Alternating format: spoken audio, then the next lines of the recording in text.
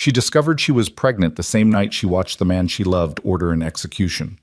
Lena Carter stood frozen in a Chicago parking garage, 6 weeks carrying Dominic Moretti's child, as the gunshot echoed through concrete walls. The charming businessman she thought she knew had just revealed himself as something far darker, a crime lord who killed without hesitation.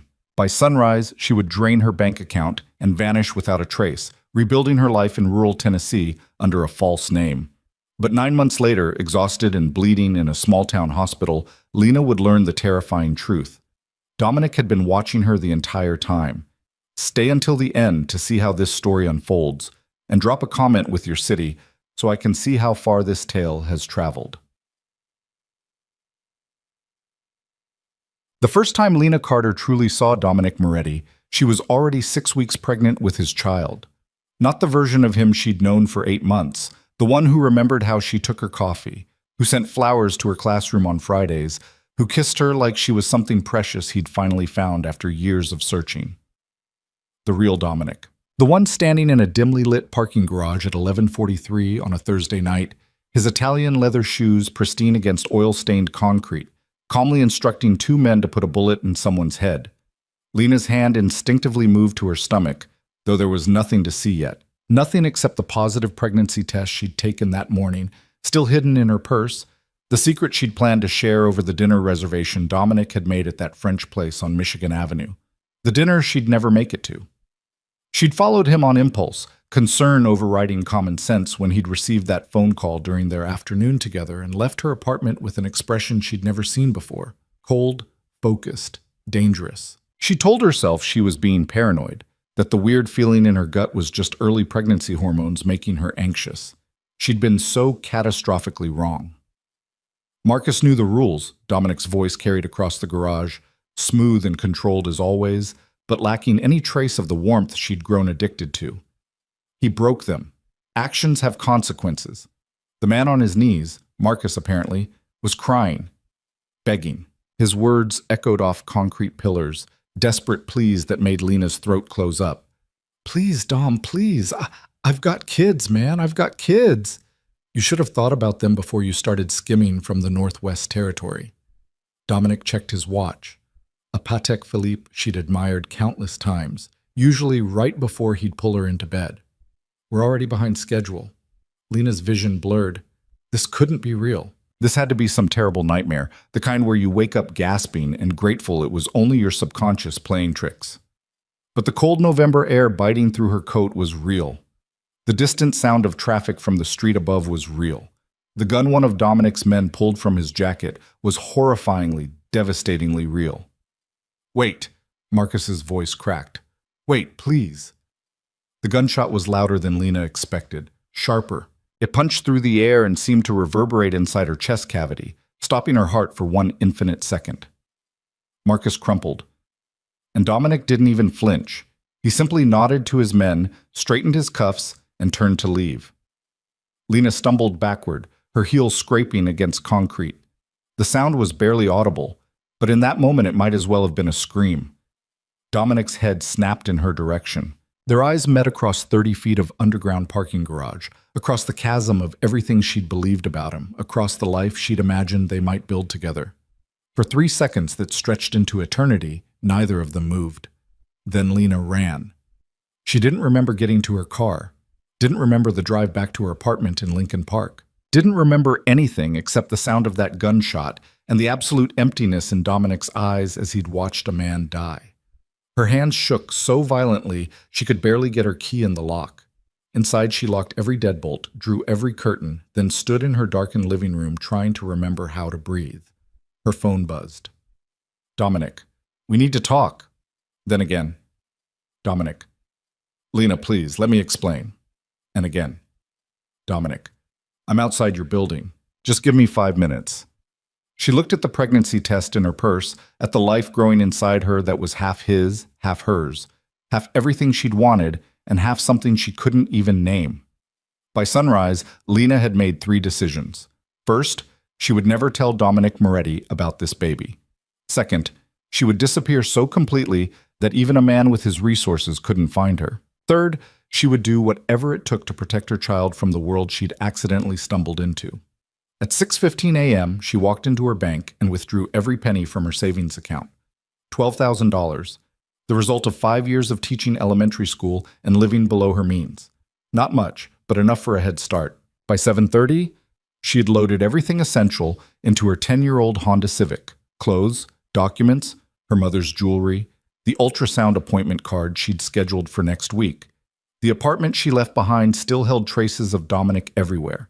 His Columbia sweatshirt in her closet, his toothbrush by her sink, the expensive coffee maker he'd bought because she'd mentioned once that she wished she could make lattes at home. Evidence of a relationship that had never been real. She'd fallen in love with a ghost, a carefully constructed illusion designed to hide a monster. Lena didn't leave a note, didn't say goodbye to friends or colleagues, simply vanished into morning traffic like she'd never existed. Behind her, Chicago disappeared into the rearview mirror. Ahead, somewhere in America's vast middle, lay a future she'd have to build from nothing. Bunk. 3 months later, Millbrook, Tennessee. Population, 3,847. The Sunrise Diner smelled like coffee, bacon grease, and the kind of small-town stability Lena had never appreciated until she lost everything else. "Order up, honey," Charlene called from the kitchen window, her Tennessee drawl warm as the biscuits she made from scratch every morning. Lena grabbed the plates, 2 breakfast specials, 1 with extra bacon, and delivered them to the corner booth where the Miller brothers sat every Saturday morning without fail. 70-something farmers who still wore overalls and paid in exact change. "There you go, gentlemen." She smiled, the expression easier now than it had been those first desperate weeks. "Anything else I can get you?" "Just the check when you get a chance, Miss Emma." Emma. Her new name, borrowed from a grandmother she'd barely known. Emma Hartley, transplant from Missouri, quiet and unremarkable and completely invented. The identity had cost $800 from a guy in Memphis who asked no questions and provided excellent work. Social Security card, driver's license, even a thin credit history that would pass casual inspection. Lena, Emma, had stopped thinking of it as illegal. She thought of it as survival. At 14 weeks pregnant now, she could almost hide the curve of her stomach under the diner's generous uniform. Almost. Charlene had noticed, of course, but said nothing except to quietly switch Lena to day shifts and make sure she took breaks. Small-town kindness. The type that asked no questions but offered practical help. Lena had found Millbrook by throwing a dart at a map. Literally. She'd needed somewhere small enough that strangers stood out, but large enough to offer anonymity. Somewhere Dominic would never think to look. The town sat in rural Middle Tennessee, surrounded by rolling hills and horse farms. The kind of place where the most exciting event was the annual 4th of July parade, where newcomers were welcomed with casseroles and nosy but well-meaning questions about where they came from. Lena had kept her story simple. Recent divorce, fresh start, no family to speak of. People had nodded sympathetically and left her mostly alone. Perfect. She'd rented a tiny studio above the hardware store for $400 a month. Charlene had hired her at the diner despite her obvious lack of waitressing experience. A local library had given her internet access to research pregnancy on a budget. For 3 months, she'd rebuilt something resembling a life. And every single day, she waited for Dominic to find her. The bell above the diner door chimed. Lena glanced up automatically, her body still programmed to scan for threats. Just misses. Patterson coming in for her usual tea and pie. Lena released a breath she hadn't known she was holding. "You okay, honey?" Charlene appeared beside her, wiping her hands on her apron. "You looked like you saw a ghost." "I'm fine." Lena manufactured another smile. "Just tired." Charlene's knowing look suggested she understood more than Lena had ever said. "Your shift ends in 20 minutes. Go put your feet up. Doctor's orders." Lena didn't have a doctor. Couldn't risk the paper trail. But she nodded anyway. Back in her studio that evening, she ate canned soup and crackers while researching midwives who worked off the books. She'd found one possibility, a retired nurse 2 towns over who still helped women in difficult situations, no questions asked. An appointment was scheduled for next week. Lena placed her hand on her stomach, feeling the slight firmness that hadn't been there a month ago. Inside, a tiny human was growing, developing fingers and toes, a beating heart, the genetic legacy of a man she'd loved, and a monster she'd run from. "It's just us," she whispered to the quiet room, "and I promise you'll never know who he is. You'll never be part of that world." Her phone, a cheap burner bought with cash, sat silent on the table. She'd destroyed her old one the day she left Chicago, along with her laptop and tablet. Anything that could be traced or tracked. For 3 months, the silence had held. 3 months of looking over her shoulder, jumping at shadows, waiting for Dominic's resources and connections to finally track her down. But nothing happened. Maybe he'd moved on. Maybe one pregnant ex-girlfriend wasn't worth the effort when you were running a criminal empire. Maybe she'd actually escaped. Lena wanted desperately to believe it. Month 5, March. The baby's measuring perfectly. Susan, the retired nurse midwife, smiled over her reading glasses. "Healthy heartbeat, good growth. You're doing everything right, sweetheart." Lena exhaled relief. These clandestine appointments in Susan's farmhouse, paid in cash, were the only prenatal care she could risk. No hospital records, no insurance claims, no trail. "Boy or girl?" Lena asked, though part of her was afraid to know. Afraid that knowing more details would make this more real, harder to protect. "Girl." Susan's smile widened. "A strong little fighter from the way she's moving around in there." "A daughter." Lena's hand moved to her now obvious belly, feeling the flutter of movement that had started a few weeks ago. A girl who would grow up knowing nothing about her father except whatever story Lena invented. Better a convincing lie than a terrible truth. "Everything looks good," Susan continued, making notes in a handwritten file she kept in a locked cabinet. "But I want to see you back in 2 weeks. And Emma—" She paused, her expression serious. "If anything feels wrong, you call me immediately. I don't care what time it is." "I will." Driving back to Millbrook, Lena allowed herself a moment of something that might have been hope. She was more than halfway through. If she could just make it to delivery, find somewhere safe to give birth, she could disappear again. Different town, different identity. Keep running until her daughter was old enough that Dominic couldn't claim her even if he found them. The plan was thin, full of holes, dependent on luck. But it was all she had. Back at the diner, life continued its unremarkable rhythm. Breakfast rush, lunch crowd, early dinner service. Lena's feet ached constantly now, and her back protested the long shifts, but she needed every dollar. "Mail came for you." Charlene handed her an envelope during her break. Lena's heart stopped. She didn't get mail, ever. She'd specifically avoided establishing any kind of paper trail. The envelope was plain white, her name, Emma Hartley, written in unfamiliar handwriting. No return address. Inside was a single piece of paper, a receipt, for her studio apartment, marked paid in full for the next 3 months. Lena's hands started shaking. "Who?" She looked up at Charlene. "Did you see who delivered this?" "It was just in the regular mail, honey. Is something wrong?" Everything was wrong. Someone knew where she lived. Someone had paid her rent. Someone was watching. That night, Lena barely slept. She triple-checked her locks, kept her phone within reach, and tried to convince herself this was coincidence. Maybe her landlord had made a mistake. Maybe there was some kind of local charity she didn't know about. Maybe she was still safe. 2 days later, she returned from her shift to find groceries on her doorstep. Healthy food, expensive brands, everything she'd been forcing herself not to buy because of the cost. No note, no explanation. A week after that, the overdue electric bill she'd been panicking about mysteriously vanished from the utility company's system. Paid by an anonymous benefactor, they said. Someone was taking care of her, and there was only one person in the world with the resources and motivation to do something like this. Lena started making plans to run again. Started researching new towns, new identities, calculating how far her remaining money would stretch. But before she could execute any of it, her body made the decision for her. Month 7, May 14th, 2:47 a.m.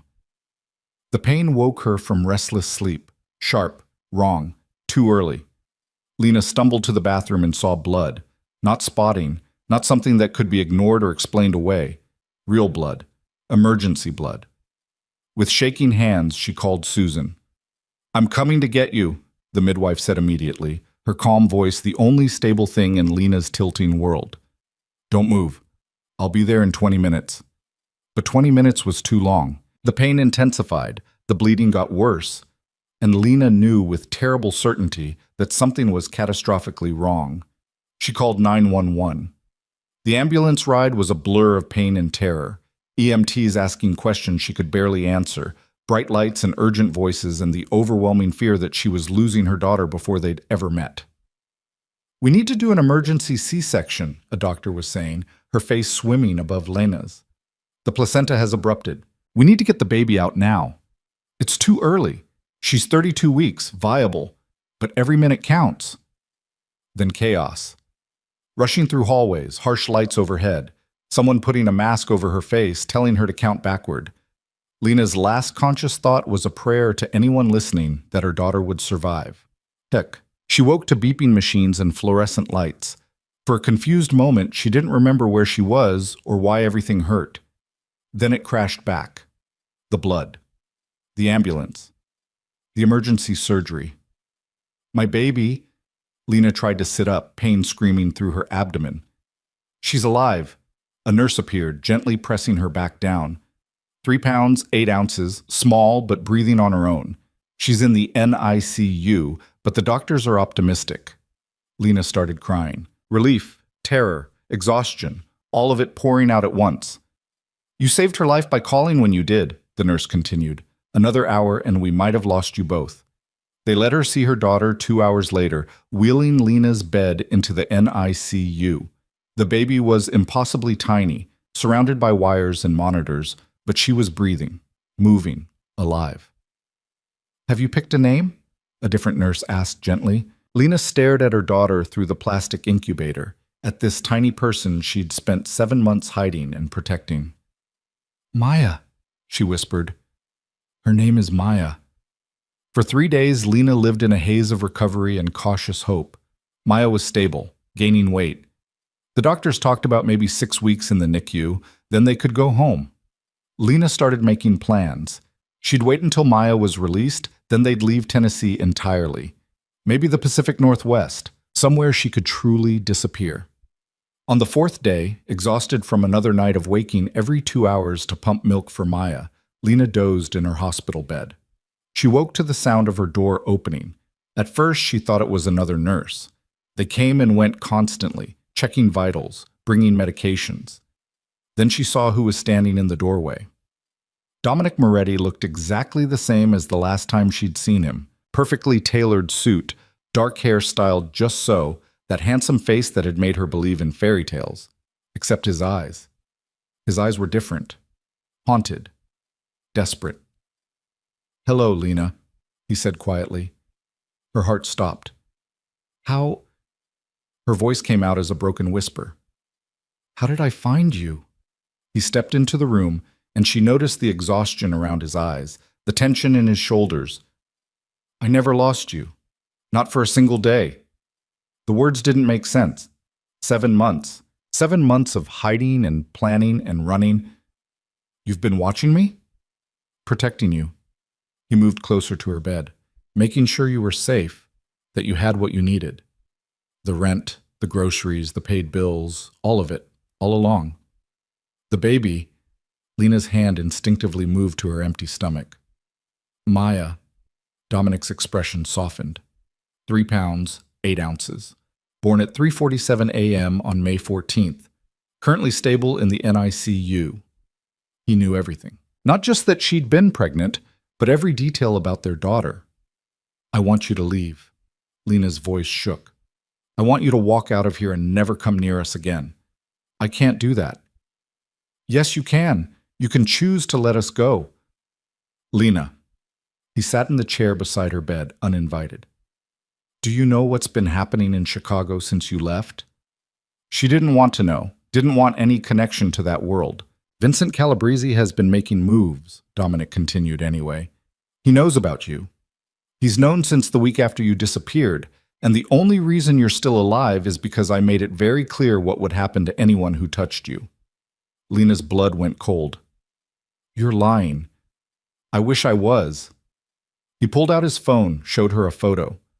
A grainy surveillance image of her in the diner parking lot. This was taken 3 months ago by one of Vincent's crew. They've been tracking you almost as long as I have. Then why? Because I have 50 men positioned around this hospital.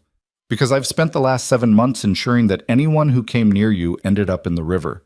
Because keeping you safe has been the only thing that mattered. Lena stared at him, trying to reconcile the man she'd loved with the monster she'd watched kill someone. Trying to understand how both could exist in the same person. "What do you want?" she finally asked.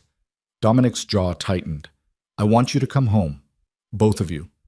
Where I can protect you properly. Where Maya can grow up safe. She'll grow up in a world where her father murders people. She'll grow up alive," Dominic countered, "which is more than I can guarantee if you try to run again. Vincent won't stop, and there are others. Competitors. Enemies. People who would use you to get to me. As long as you exist, you're a target." This is insane. This is reality. He leaned forward. "You saw something you shouldn't have that night in the garage. You ran, which made you look like a liability, and now you're carrying my child, which makes you leverage. The only way to keep you safe is to bring you into my world completely, as my family. I am not your family. You're the mother of my daughter." His voice cracked slightly on the words. "That makes you family whether you want it or not." Lena closed her eyes, tears sliding down her cheeks. This couldn't be happening. She'd spent 7 months running, 7 months trying to build something safe. All of it had been an illusion. "I can't do this," she whispered. "I can't raise Maya in that world." "Then what's your alternative?" Dominic asked quietly. "Keep running? Hope I can protect you remotely forever?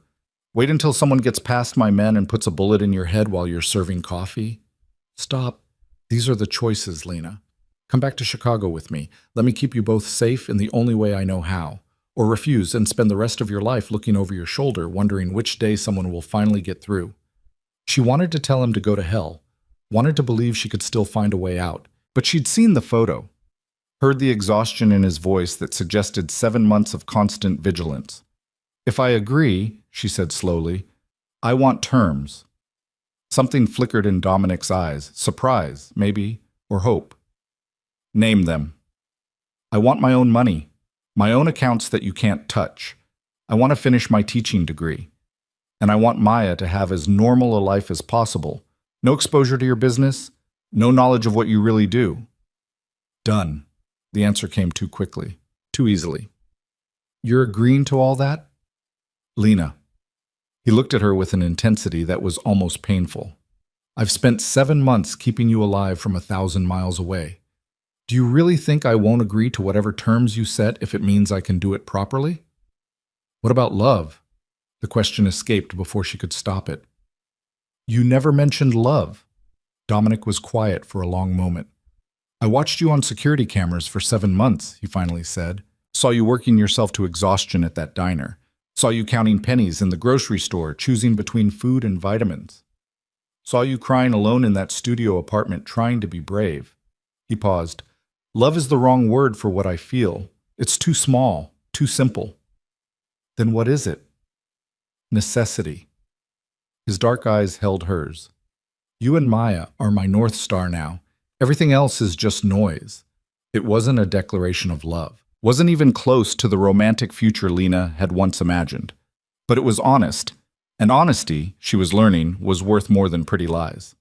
"When?" she asked. "Tomorrow. I've arranged a medical transport. Maya will be transferred to Northwestern's NICU, best in the country. You'll recover at the estate. Everything's ready." Of course it was. He'd probably been planning this since the moment he found out where she was. "And if I say no?" Dominic stood, adjusting his cuffs in that familiar gesture that used to make her heart flutter. "Then I'll station my men around this hospital, around your apartment, around every place you go. I'll protect you from the shadows like I have been. But Lena," he met her eyes, "eventually someone will get through. And when they do, you'll wish you'd accepted my offer." He moved toward the door, then paused. "I've made a lot of choices I'm not proud of," he said quietly. "But keeping you and Maya safe isn't one of them. Think about that." Then he was gone, leaving Lena alone with impossible decisions and no good options. She looked at the photo he'd left on her bedside table, the surveillance image proving she'd never been as hidden as she thought. 7 months of running, and she'd been visible the entire time. Dominic had let her believe she was free, had funded her escape, protected her from the shadows, given her the illusion of choice. Until now. Until the only choice left was the one he'd always intended her to make. Come home, or die trying to stay away. Lena pressed her hand to her aching incision, felt the emptiness where Maya had been, and wondered if she'd ever really had a choice at all. Outside her window, dawn broke over Tennessee, her last sunrise as a free woman. Tomorrow, she'd return to Chicago. Tomorrow, she'd step into Dominic Moretti's world. Not as his lover, not as his prisoner, but as something far more complicated, the mother of his child, bound to him by biology and circumstance and the terrible mathematics of survival.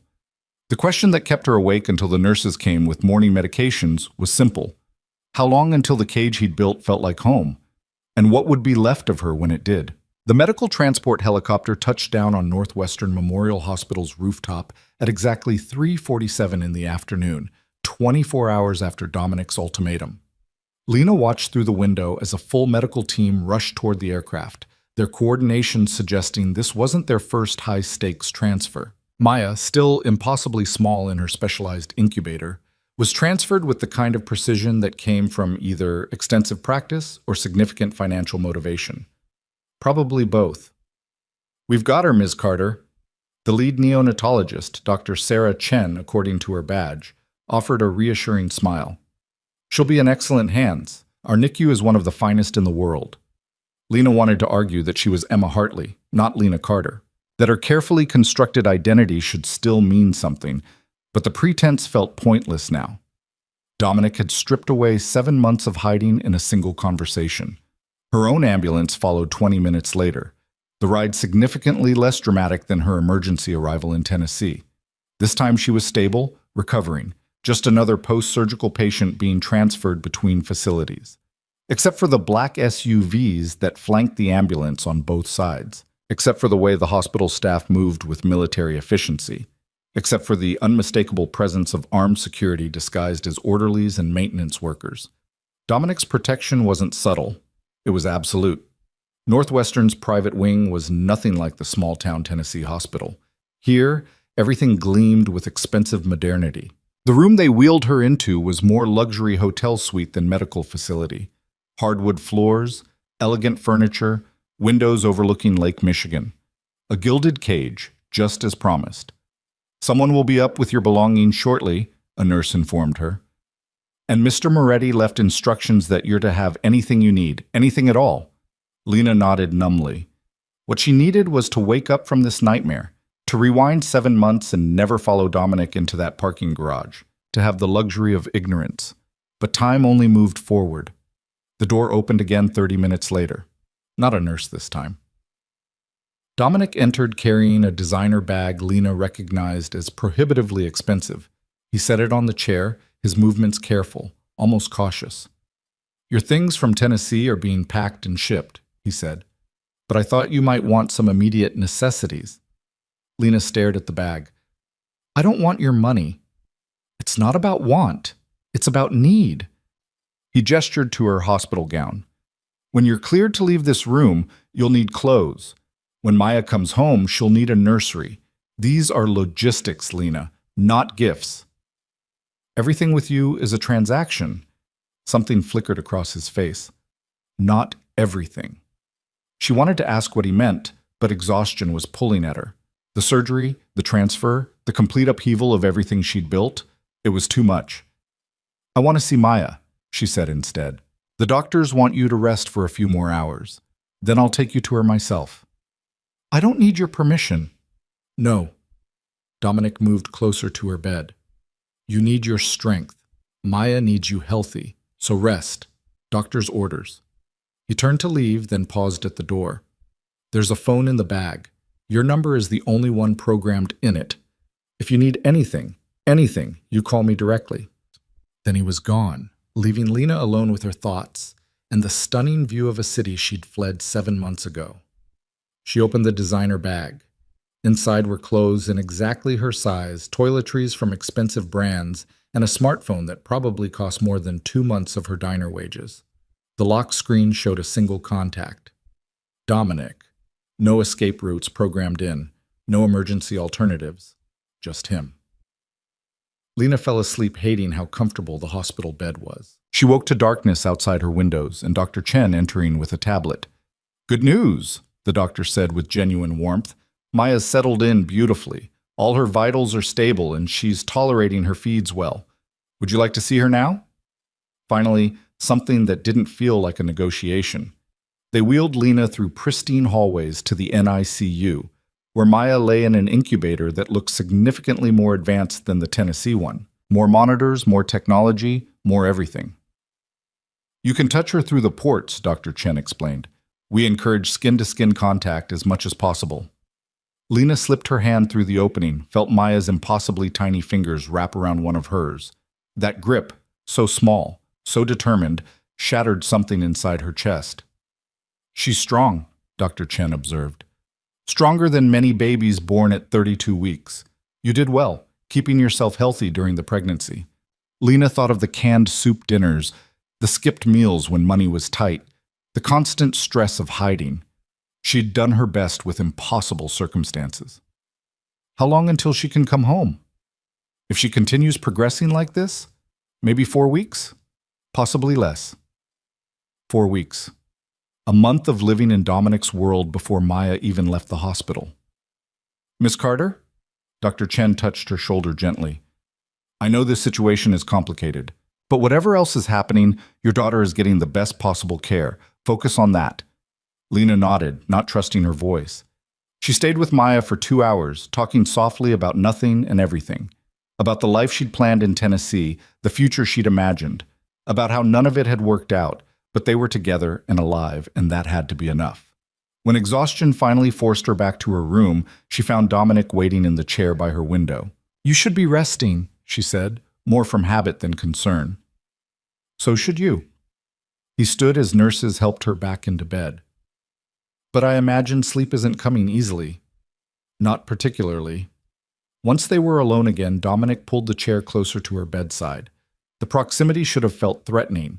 Instead, it just felt inevitable. "We need to discuss logistics," he said. "Your favorite subject." "Lena," his voice carried a warning, "I'm trying to make this as easy as possible."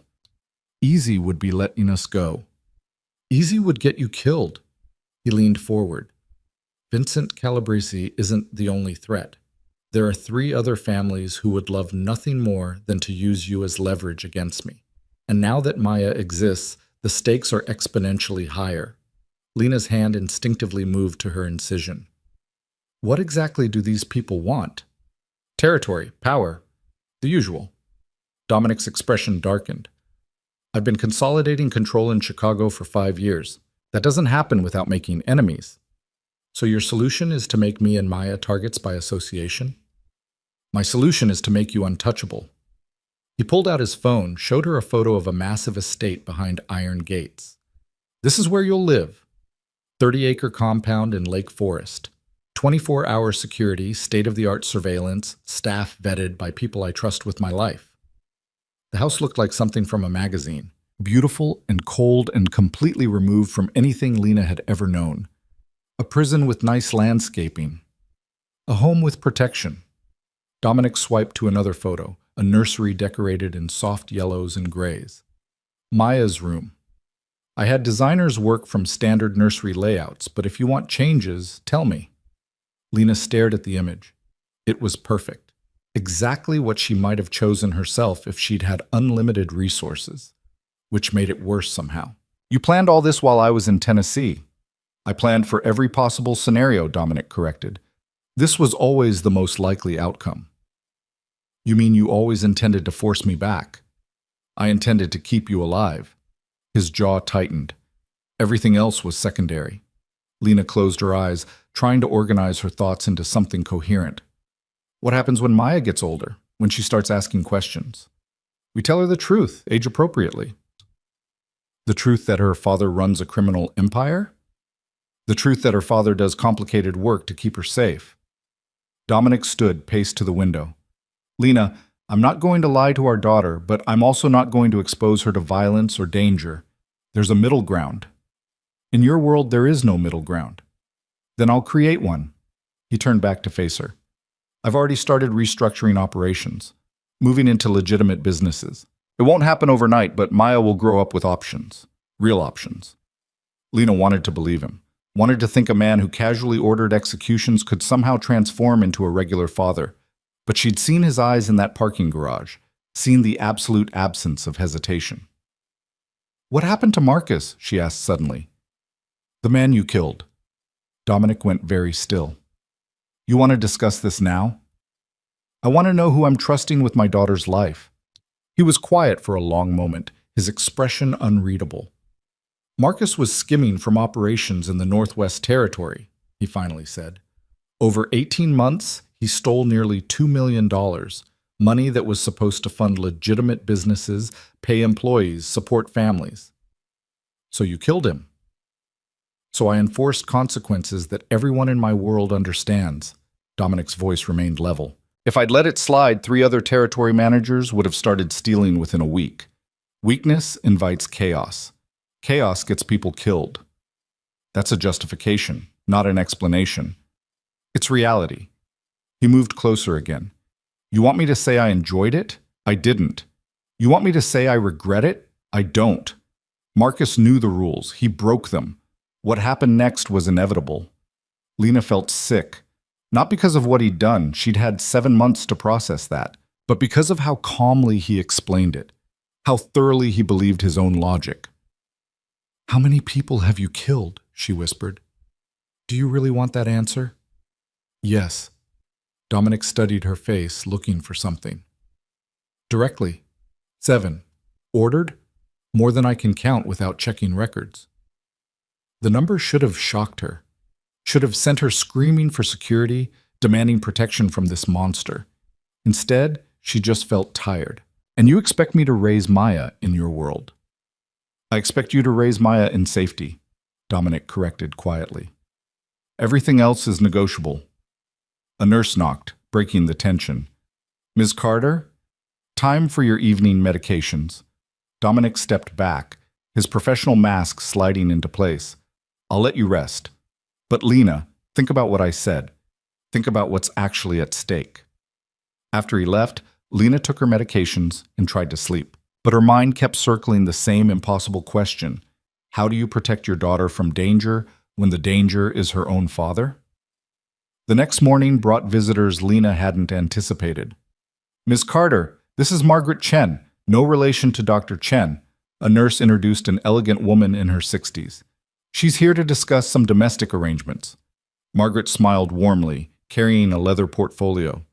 Mr. Moretti asked me to coordinate your transition to the estate. I've been his household manager for 8 years. Of course he has a household manager, Lena muttered. Margaret either didn't hear or chose to ignore the comment. She settled into the visitor's chair with practiced grace. I understand this is all very sudden. I'm here to make it as smooth as possible. Shall we start with your preferences for Maya's nursery? I saw the photos. It's already done. The foundation is done. But personal touches matter. Photos you'd like displayed, specific books, any family items you'd want incorporated. Margaret pulled out a tablet. I've also prepared a list of potential nannies for your review. I don't need a nanny. Perhaps not immediately, but when you're ready to finish your degree, Mr. Moretti mentioned you wanted to complete your teaching certification. You'll need qualified childcare. Lena blinked. He'd actually listened, actually remembered that detail from her list of demands. I don't know what I want, she admitted. That's perfectly understandable. Margaret's smile held genuine kindness. How about we start small? Tell me about your favorite color. What kind of books you enjoy? Whether you prefer coffee or tea in the morning. It felt absurd discussing breakfast beverages while her entire life crumbled and reformed into something unrecognizable. But Margaret's calm professionalism made it almost bearable. Coffee, Lena said finally. Strong, with cream. I like mysteries and historical fiction, and my favorite color is blue. Not navy, more like sky blue.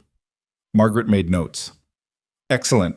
I'll make sure the kitchen is stocked with proper coffee, and I'll have the library organized to highlight those genres. As for blue, would you like that incorporated into your personal suite? My personal suite? Your room's at the estate, separate from Mr. Moretti's quarters, per his instructions. Complete privacy, your own bathroom and sitting room. He was very specific about that. Some of the tension in Lena's chest eased. Not sharing space with Dominic felt like the smallest victory, but she'd take it. They spent the next hour on practical details. Margaret never pushed, never made Lena feel trapped. Instead, she presented options, noted preferences, and somehow made the impossible situation feel almost manageable. One more thing, Margaret said as she prepared to leave. Mr. Moretti employs a full security team. You'll notice their presence, but they've been instructed to maintain respectful distance. If you ever feel uncomfortable, you can tell me directly. Can I tell them to leave entirely? Margaret's expression gentled. Ms. Carter, I've worked for Mr. Moretti for 8 years. I've seen him ruthless, calculated, even cold, but I've never seen him the way he's been these past 7 months. That man has barely slept, barely eaten.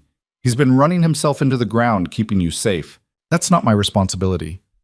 No, Margaret agreed, but it is his truth. Whatever you think of him, whatever he's done, he cares. In his own complicated way.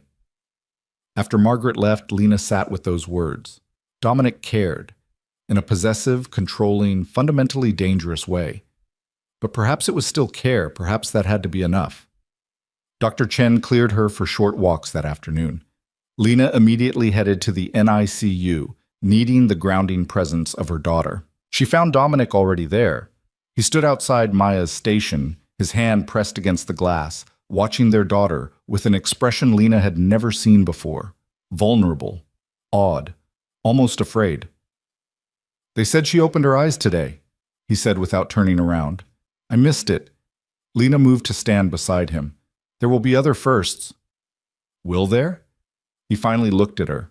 Will you let me be part of those moments, or am I just the guard outside the gate? The question caught her off balance. She'd expected demands, control, ultimatums, not this raw uncertainty. I don't know, she admitted. I don't know how to do any of this. Neither do I. Dominic's laugh was hollow.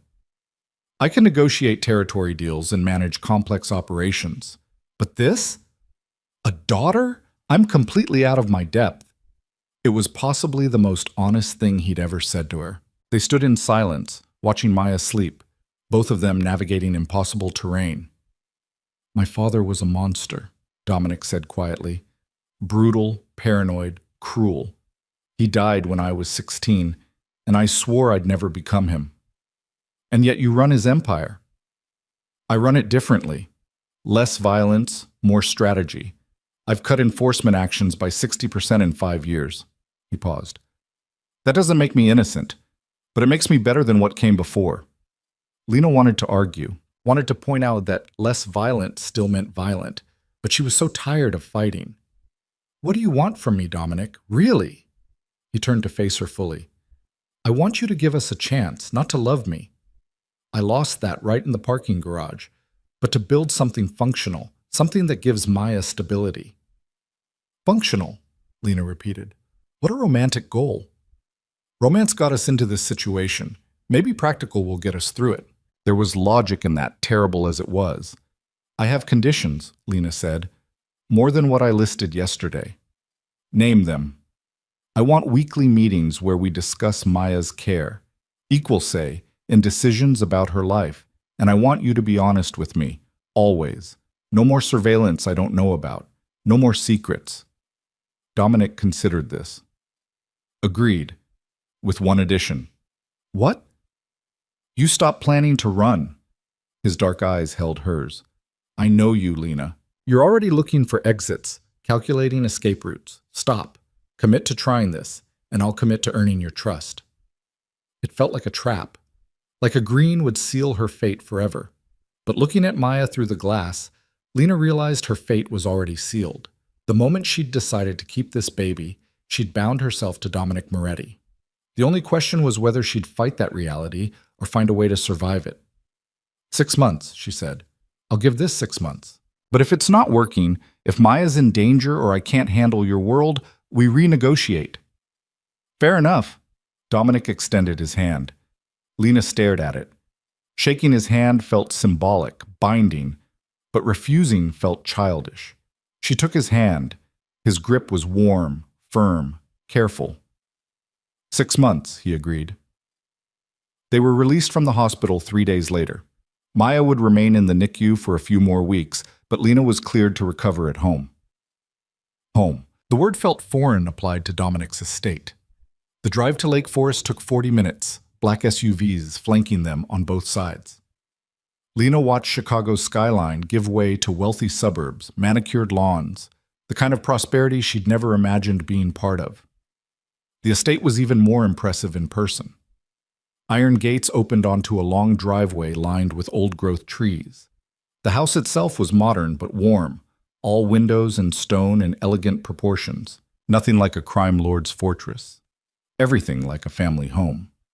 Margaret met them at the door. "Welcome, Ms. Carter. Everything's ready for you." Inside was even more overwhelming. High ceilings, hardwood floors, art that was probably worth more than Lena's childhood home, but also comfortable furniture, soft lighting, fresh flowers in every room. "Your suite is on the second floor east wing," Margaret explained, leading them up a curved staircase. "Mr. Moretti's quarters are west wing, completely separate. The nursery is between them." Of course it was. Symbolic territory division with Maya as the middle ground. Lena's rooms took her breath away. Sky blue accents everywhere. Throw pillows, curtains, a soft rug. Bookshelves already filled with mysteries and historical fiction. A window seat overlooking gardens that probably required a full-time staff. "If anything isn't to your liking, we can change it immediately," Margaret assured her. "It's perfect," Lena whispered, then hated herself for meaning it. Dominic appeared in the doorway. "I'll let you settle in. Dinner's at 7 if you're feeling up to it. Otherwise, I can have something sent to your room." He left before she could respond, his footsteps echoing down the hallway. Lena sank onto the impossibly comfortable bed and tried not to cry. This was her life now. Beautiful rooms and designer clothes and a daughter in the hospital. Safety purchased with her freedom. Protection that felt like possession. But Maya would be safe. Fed, clothed, educated, protected from every threat Dominic's world could generate. That had to matter more than Lena's lost independence. That had to be enough. Dinner that first night was surprisingly normal. Dominic joined her in a casual dining room, not the formal one Margaret had shown her, and they ate pasta while discussing Maya's progress. "Dr. Chen thinks she might be ready in 3 weeks instead of 4, Dominic said. "She's exceeding every milestone." "She's a fighter." Lena pushed food around her plate. "She gets that from both of us, unfortunately." Unfortunately? 2 stubborn people trying to raise a child. That's going to be complicated. Dominic's mouth quirked. Probably. But complicated is better than easy. Easy means someone gave up. They fell into careful routine over the following days. Mornings at the hospital with Maya. Afternoons where Lena explored the estate or video called with Margaret about household details. Evenings where she and Dominic shared cautious meals, learning to be civil, if not friendly. He never pushed, never demanded more than she offered, just existed in parallel, giving her space while maintaining constant presence. It should have felt suffocating. Instead, it felt almost safe. That realization terrified her more than anything else. 2 weeks into her new life, Lena woke at 3 a.m. to sounds downstairs. She grabbed her phone, ready to call for help, then remembered. She lived with armed security. Whatever was happening, it wasn't a threat. Probably. She found Dominic in the kitchen, still wearing his suit from earlier, staring at espresso like it held answers. "Can't sleep?" she asked. He looked up, surprised. "Did I wake you?" "No, I'm still adjusting to the quiet." She moved to the coffee maker. "Want a real cup instead of that tiny torture?" "I didn't know you knew how to use an espresso machine." "I worked at a coffee shop in college. Some skills stick." She started making 2 proper lattes, muscle memory taking over. "Why are you awake?" Dominic was quiet for a moment. "Deal went bad. Lost a shipment and 3 good men." Lena's hands stilled. "Dead?" "Arrested. Vincent's people tipped off the feds." He took the latte she offered. "They'll be out in 72 hours, but the message was clear. He's escalating." "Because of me?" "Because of his own ambition. You're just the excuse." Dominic sipped the coffee, his expression softening slightly. "This is excellent." "Don't sound so surprised." Lena leaned against the counter. "What happens now?" With Vincent. I make it clear there are consequences for going after my operations. His voice was casual, but his eyes were cold. Details you don't need to know. There it was. The line between her world and his. Will people die? She asked bluntly. Dominic met her gaze. Possibly. Does that change anything? I don't know. Lena wrapped her hands around her mug. I don't know how to be okay with who you are. I'm not asking you to be okay with it, just to accept it exists. He set down his cup. I'm not going to lie to you, Lena. This is what I do. What I am. You wanted honesty. This is it. She should have walked away. Should have retreated to her beautiful rooms and pretended she couldn't hear the violence in his voice. Instead, she stayed. Tell me about the men who were arrested, the ones you lost. Dominic looked surprised again. Why? Because you said they were good men. I want to understand what that means to you. So he told her. About Tony, who had 3 kids and coached Little League. About Marcus, different Marcus, who was putting his sister through medical school. About James, who'd worked for Dominic since they were both teenagers. Human details that complicated the simple narrative of criminals getting caught. I'll take care of their families, Dominic said quietly. Make sure everyone's provided for while they're inside. That doesn't make it okay. No, but it's what I can do.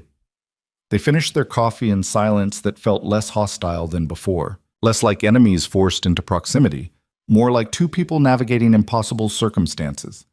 When Lena finally went back to bed, she fell asleep thinking about gray areas and complicated morality, thinking maybe the world wasn't as black and white as she'd believed. Maya came home on a Tuesday afternoon, 3 weeks and 2 days after her premature birth. The nursery was perfect, soft yellow walls, a crib positioned to catch morning light, monitors that probably cost more than most cars. Lena had added personal touches, a quilt her grandmother made, photos of her parents, books she'd read as a child, building a bridge between who she'd been and who Maya would become. Dominic stood in the doorway as Lena settled their daughter into the crib for the first time outside a hospital. She's really here, he said quietly. She's really here. Neither of them mentioned how surreal it felt, how domestic, how much it looked like a real family instead of what they actually were. That night, Maya woke every 2 hours. Lena stumbled through feedings, exhausted and overwhelmed. Around 4 a.m., she found Dominic in the nursery, holding Maya against his chest while she fussed. You should sleep, he said. I can handle this. You have work tomorrow. So do you. Recovering counts as work. Lena was too tired to argue. She watched him sway gently, murmuring something in Italian to their daughter. What are you saying? She asked. Telling her about her grandmother, my mother. His voice was soft. She died when I was young. I want Maya to know about her. It was such a normal thing to do, such a fatherly gesture. Lena's throat tightened. What was she like? Strong, smarter than my father ever realized. She's the one who taught me that violence should be a last resort, not a first choice. He looked up. I wish she could have met Maya. Me too, Lena whispered, surprising herself by meaning it. The 6-month trial period stretched ahead of them, uncertain and complicated. But standing in that nursery at 4 a.m, watching Dominic cradle their daughter with unexpected gentleness, Lena thought maybe, just maybe, they might figure it out. Not love. Not yet. Maybe never. But something functional. Something that could keep Maya safe and give her the childhood she deserved. The illusion of normalcy lasted exactly 6 weeks. Lena had started to believe it might work. The careful routine they'd built felt almost sustainable. Mornings with Maya, afternoons where she'd started online coursework toward her teaching certification, evenings where she and Dominic maintained their cautious civility. She'd even stopped flinching when his security team shadowed her to the grocery store or the pediatrician's office. Stockholm syndrome, maybe. Or just exhaustion, winning over resistance. Then Vincent Calabrese sent a message that shattered everything. It arrived during Maya's 8-week checkup. Lena sat in the pediatrician's waiting room, their daughter sleeping peacefully in her carrier, when Dominic's lead security guard, a stone-faced man named Marcus, who'd replaced the arrested one, appeared at her side. We need to leave. Now. The urgency in his voice made her pulse spike. What's happening? Car's out front. I'll explain once you're secure. Lena grabbed the carrier, her hands already shaking. The other mothers in the waiting room watched with undisguised curiosity as Marcus hustled her outside, where 3 black SUVs waited with engines running. She was in the middle vehicle and moving before she could process what was happening. "Someone want to tell me why we just fled a pediatrician's office?" Lena demanded, checking Maya frantically. Still sleeping, still fine, completely unaware of her mother's rising panic. The driver met her eyes in the rearview mirror. "Vincent's crew hit one of Mr. Moretti's restaurants an hour ago. They left a message specifically mentioning you and the baby." Ice flooded Lena's veins. "What kind of message?" "The kind that means you stay inside the estate until this is handled." They drove in tense silence back to Lake Forest. Lena kept her hand on Maya's carrier the entire time, as if physical contact could somehow protect her daughter from threats she couldn't see or fight. Dominic met them at the front door.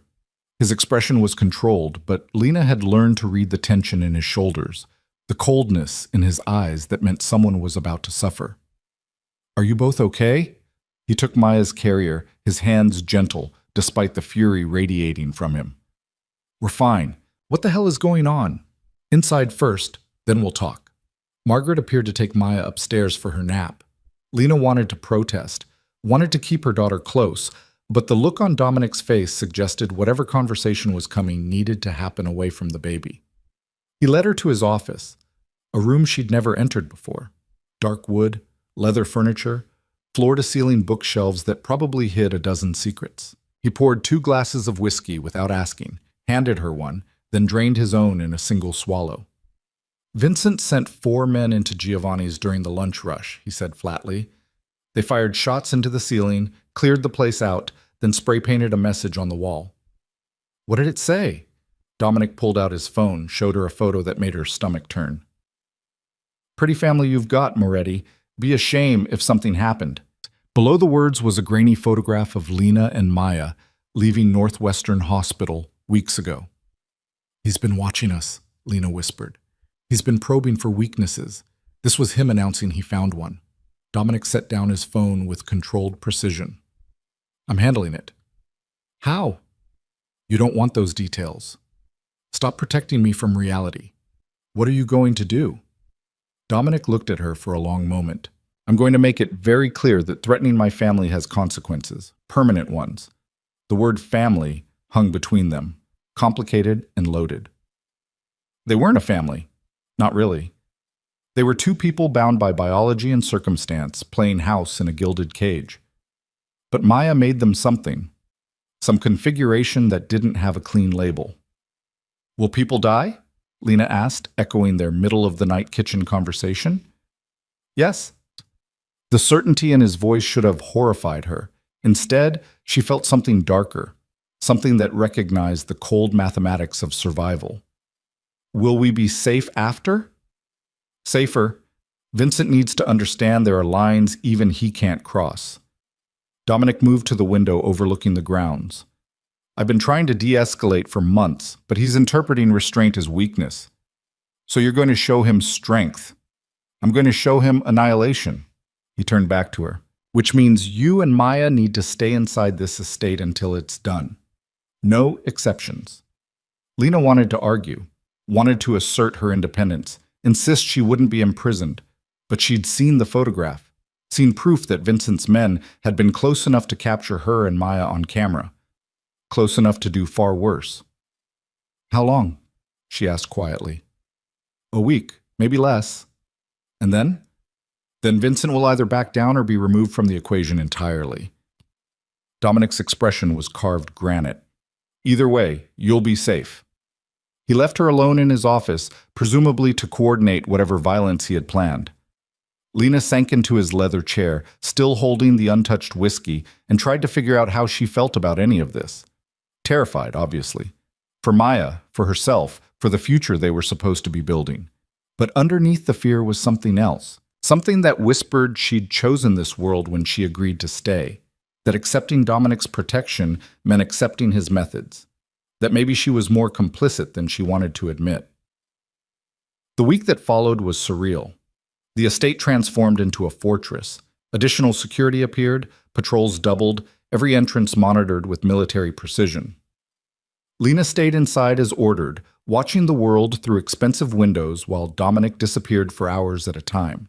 He never told her where he went or what he did, just returned late each night, exhausted and distant, checking on Maya before retreating to his separate wing. On the fourth day, Lena found him in the nursery at 2 a.m., holding their sleeping daughter with an expression that looked like grief. "You should be in bed," she said softly. "Couldn't sleep." He didn't look up. "Keeps running through my head, what could have happened if Vincent had been bolder? If he'd made a move before I had security in place?" Lena moved closer. "But he didn't." This time, Dominic's voice was raw. "There will always be a next threat, Lena. Always someone looking for leverage. That's what it means to be part of my world." "I know." "Do you?" He finally met her eyes. "Because you can still leave." "I meant what I said about the 6-month trial. If this is too much—" "And go where?" Lena interrupted. "Back to hiding in small towns, waiting for the next threat to find me? At least here Maya has protection."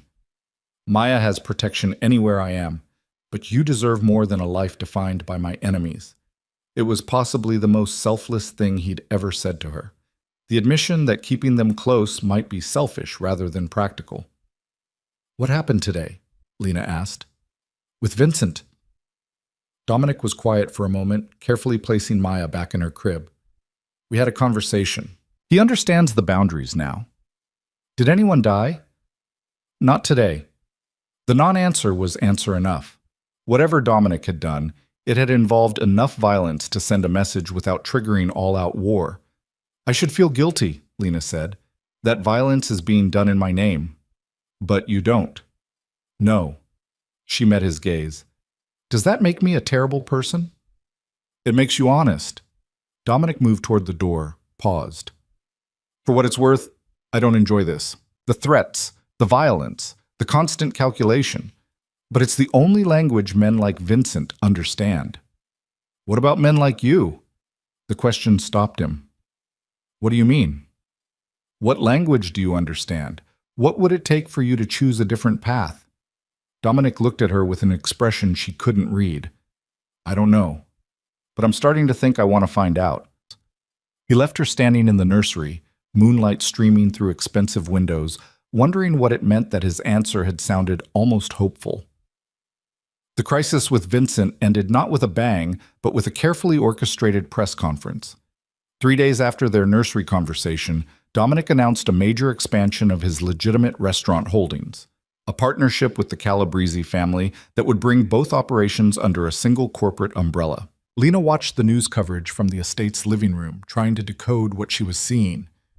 "I don't understand," she said when Dominic returned that evening. "A week ago he was threatening us. Now you're business partners? Now we have aligned interests?" Dominic loosened his tie, looking exhausted but satisfied. "Vincent wanted territory and respect. I gave him both, publicly, in a way that makes him look successful instead of defeated. And the threats? Part of the negotiation. He pushed, I pushed back harder, and we found equilibrium." He poured himself a drink. "He got legitimate expansion into my markets. I got his explicit guarantee that you and Maya are permanently off limits." Lena tried to process this. "So the violence, the security lockdown, all of that was just posturing?" "That was establishing credible consequences. Vincent needed to understand that threatening my family would cost him more than he could afford to pay." Dominic met her eyes. "The partnership was the exit ramp, a way for both of us to win." "That's sociopathic." "That's business." He sipped his whiskey. "In my world, every conflict is a negotiation. Violence is just one of many tools. And if negotiation hadn't worked, then Vincent would have had an unfortunate accident and I'd be dealing with his successor." Dominic's voice was matter of fact. "But this outcome is cleaner, fewer casualties, more stability, and Maya grows up with one less threat."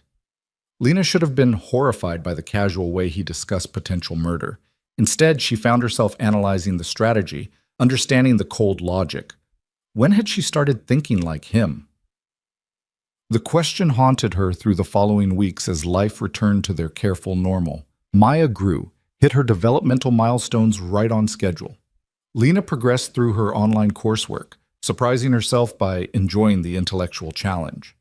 Dominic continued his mysterious work, but the tension that had defined those crisis days gradually eased. They started having dinner together more often. Real conversations instead of careful updates about Maya. He asked about her classes, listened when she vented about difficult assignments. She asked about his legitimate businesses, the restaurants, real estate holdings, import companies that apparently weren't fronts for anything illegal.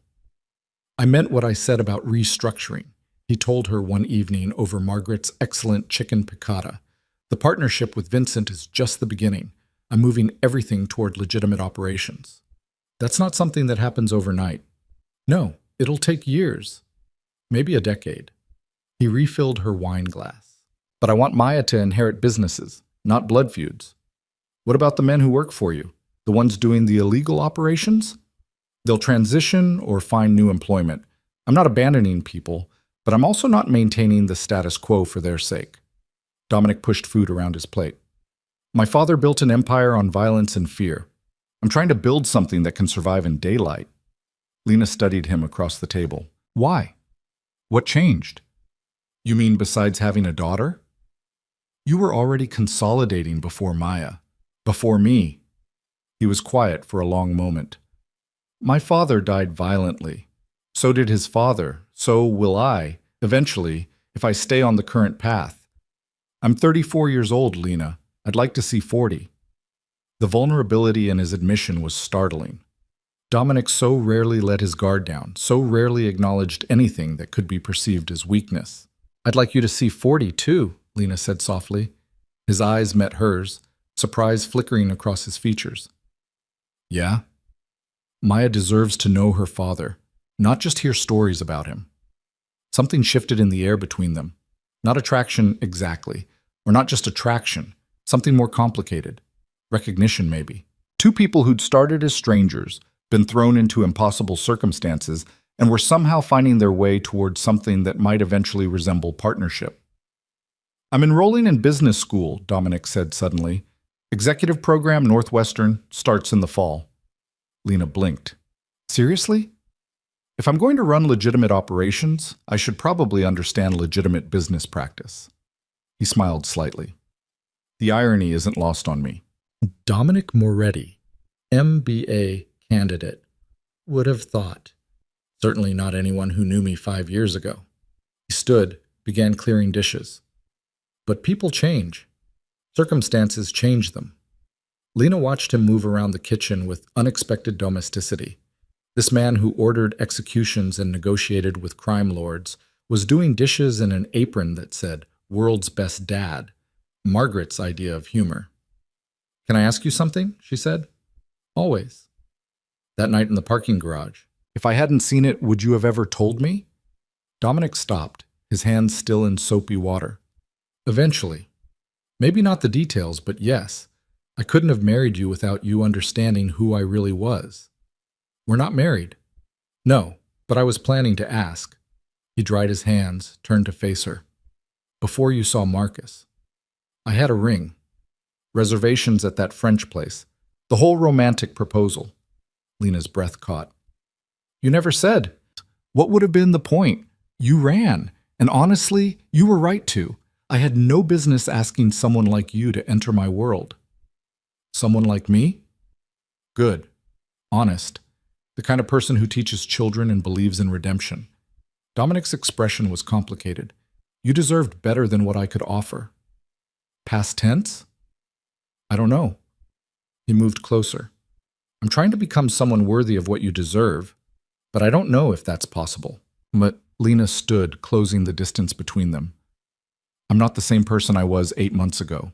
Running and hiding changed me. This, she gestured at the kitchen, the estate beyond, is changing me more. Into what?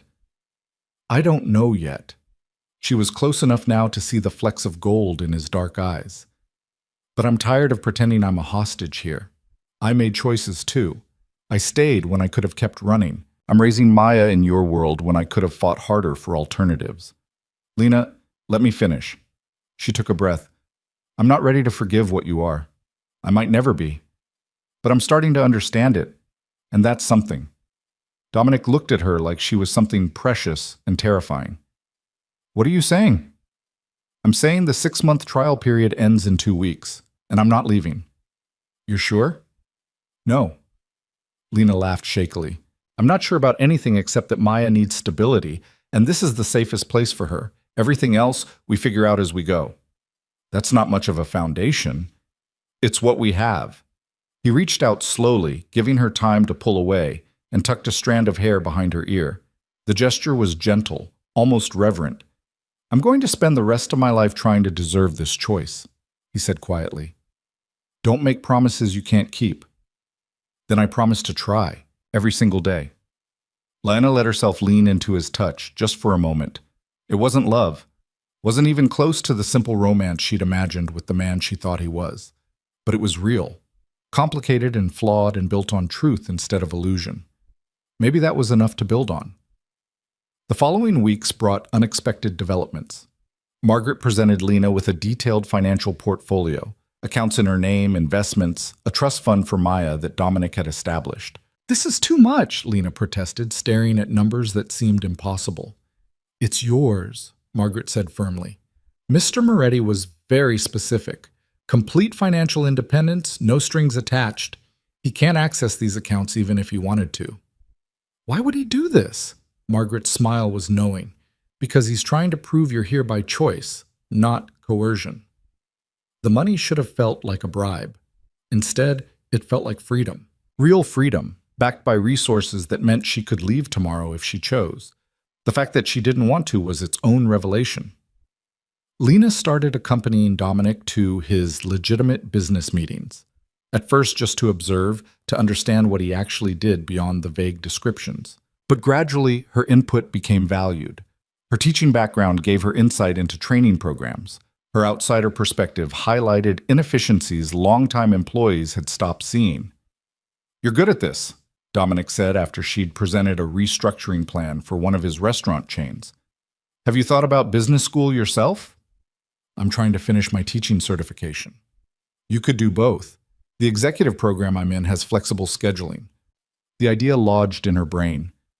Business school. Real career options beyond teaching, as much as she loved it. Options she'd never had before. I'll think about it, she said. That evening, putting Maya to bed, Lena realized she'd started thinking in terms of long-term plans.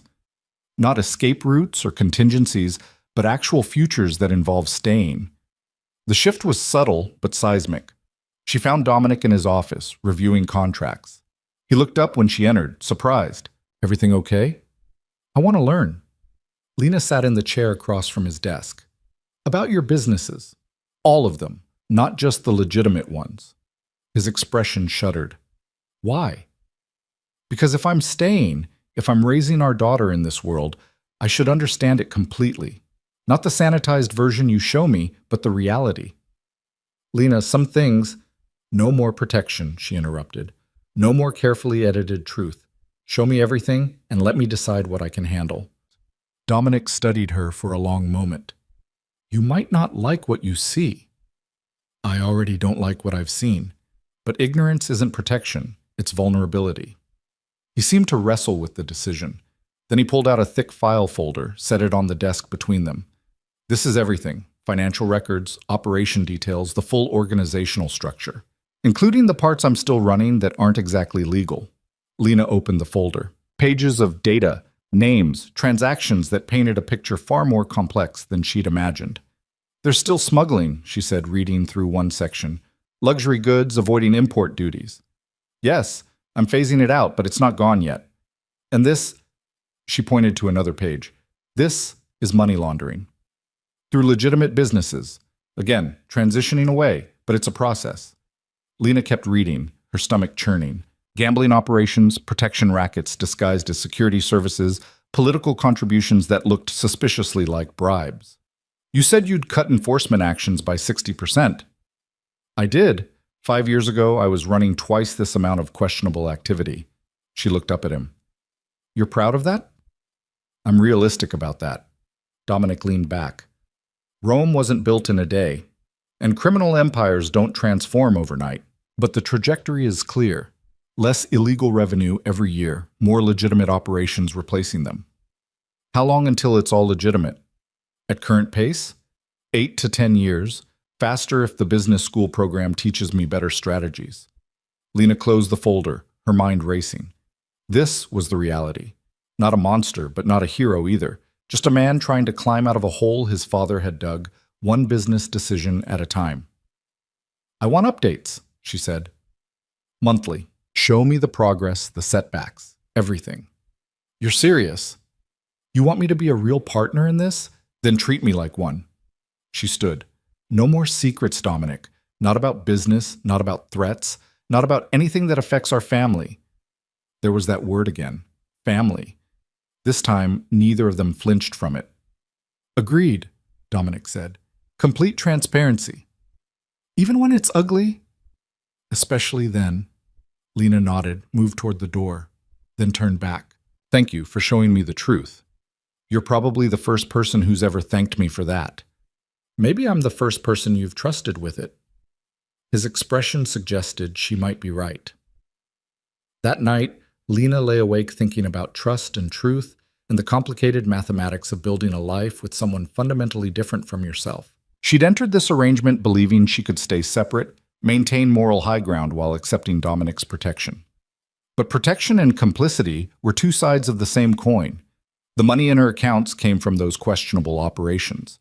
The security keeping Maya safe was funded by activities she'd once condemned. Her comfortable life was built on a foundation that wasn't entirely legal. She could judge Dominic for his choices. Or she could acknowledge her own. The latter felt more honest. Down the hall, she heard Maya crying. Before she could get up, she heard Dominic's door open, his soft footsteps heading to the nursery.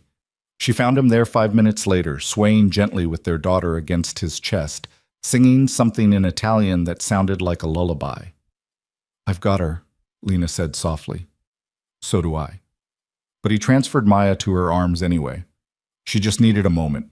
They stood together in the quiet nursery, both holding their daughter, both protecting the small life they'd created from a complicated world. I applied to the business program, Lena said, the executive MBA. If I get in, I start in January. Dominic's smile was genuine. You'll get in. You sound confident. You're brilliant, Lena. Anyone who spends 5 minutes with you can see that. The compliment settled warm in her chest. We'll both be in school then. 2 parents getting MBAs while raising an infant. That's ambitious. We've survived worse odds. He was right. They'd survived her running, his finding her, threats from rivals, and the complete collapse of everything they'd thought they knew about each other. Business school seemed almost easy by comparison. I'm glad I stayed, Lena admitted quietly. Yeah? Yeah. She looked up at him over Maya's sleeping form. I'm still angry about the parking garage. Still struggling with who you are. But I'm glad we're trying. Me too. They put Maya back in her crib together, their movements synchronized from weeks of shared parenting. At the door, Dominic paused. Lena, for what it's worth, I'm sorry. For the way we started, for the circumstances that brought us here. You deserved better. Maybe. She considered this. But deserving better and finding something worth keeping aren't mutually exclusive. His expression suggested she'd surprised him again. Is that what this is? Worth keeping? I think it might be. Ask me again in another 6 months. Deal. He left her in the nursery doorway, moonlight painting everything silver. Lena looked at her sleeping daughter, at the beautiful room in the beautiful house protected by complicated men and questionable methods. Worth keeping, she'd said. The truth was more nuanced. This life wasn't what she'd imagined or wanted. But it was real, built on honest foundation instead of romantic illusions. And maybe, just maybe, that made it stronger than what she'd lost. Downstairs, she heard Dominic moving around his office, working late again, building his legitimate empire one contract at a time, trying to become someone worthy of the choice she'd made. Lena went back to her room, climbed into expensive sheets, and slept without nightmares for the first time in months. The cage had been real. But somewhere along the way, someone had left the door open, and she'd chosen to stay inside anyway. That fragile peace lasted 3 months before reality came crashing back with devastating force. Maya was 5 months old, thriving and perfect, when Lena walked into Dominic's office unannounced and found him destroying his phone with methodical violence. He slammed it against the desk repeatedly, glass shattering, the expensive device reduced to fragments in seconds. She'd never seen him lose control like this. "What happened?" she asked, instinct keeping her in the doorway rather than approaching. Dominic looked up, his eyes wild in a way that made her heart stop. "Federal investigation. They've got wiretaps, financial records, witness testimony, 3 years of surveillance I didn't know about." The words felt like they were coming from underwater. "They're coming after you?" "They're coming after everyone. Me, Vincent, half the families in Chicago." He swept the phone fragments off his desk. Someone flipped, someone high up, and now it's all unraveling. Lena's mind raced through implications. What does that mean for us? It means everything I've been building, all the legitimate transition, might not matter. Dominic moved to the window, his shoulders rigid. "They have evidence from before I started restructuring, enough to put me away for 20 years. 20 years. Maya would be an adult before he got out. Can you fight it? I have lawyers scrambling right now. But Lena." He turned to face her. "This is bad. Really bad. And it gets worse." Her stomach dropped. "How?" "They know about you. About Maya." He pulled out a different phone, showed her a legal document. "You're listed as a person of interest. They want to question you about my activities, my finances, anything you might know."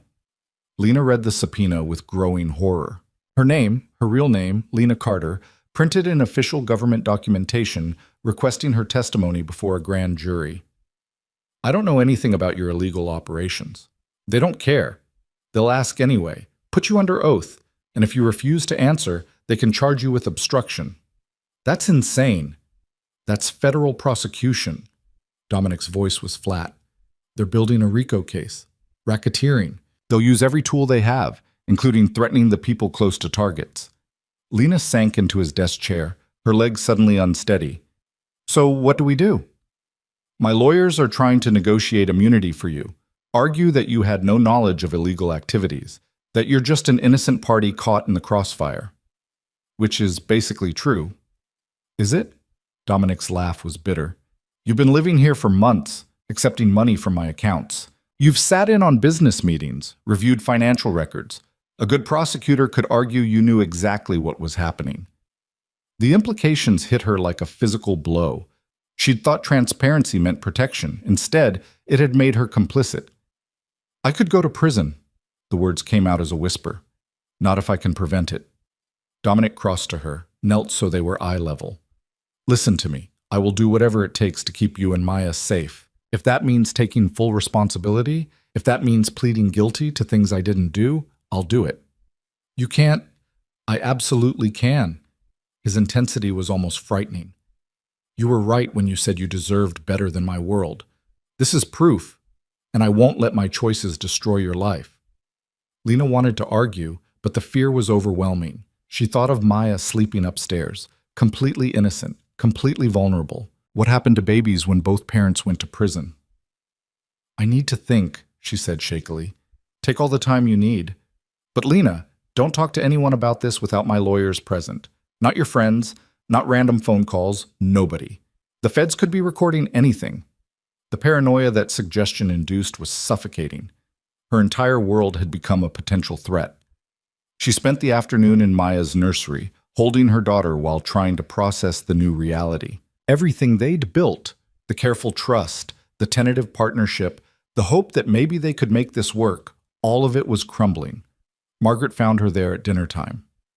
"Mr. Moretti asked me to bring you something to eat. You haven't left this room in hours." "I'm not hungry." Nevertheless, Margaret set down a tray with soup and bread. "And he wanted me to tell you that his legal team will be here tomorrow morning to discuss options." Options. As if there were good choices in any of this. "Margaret?"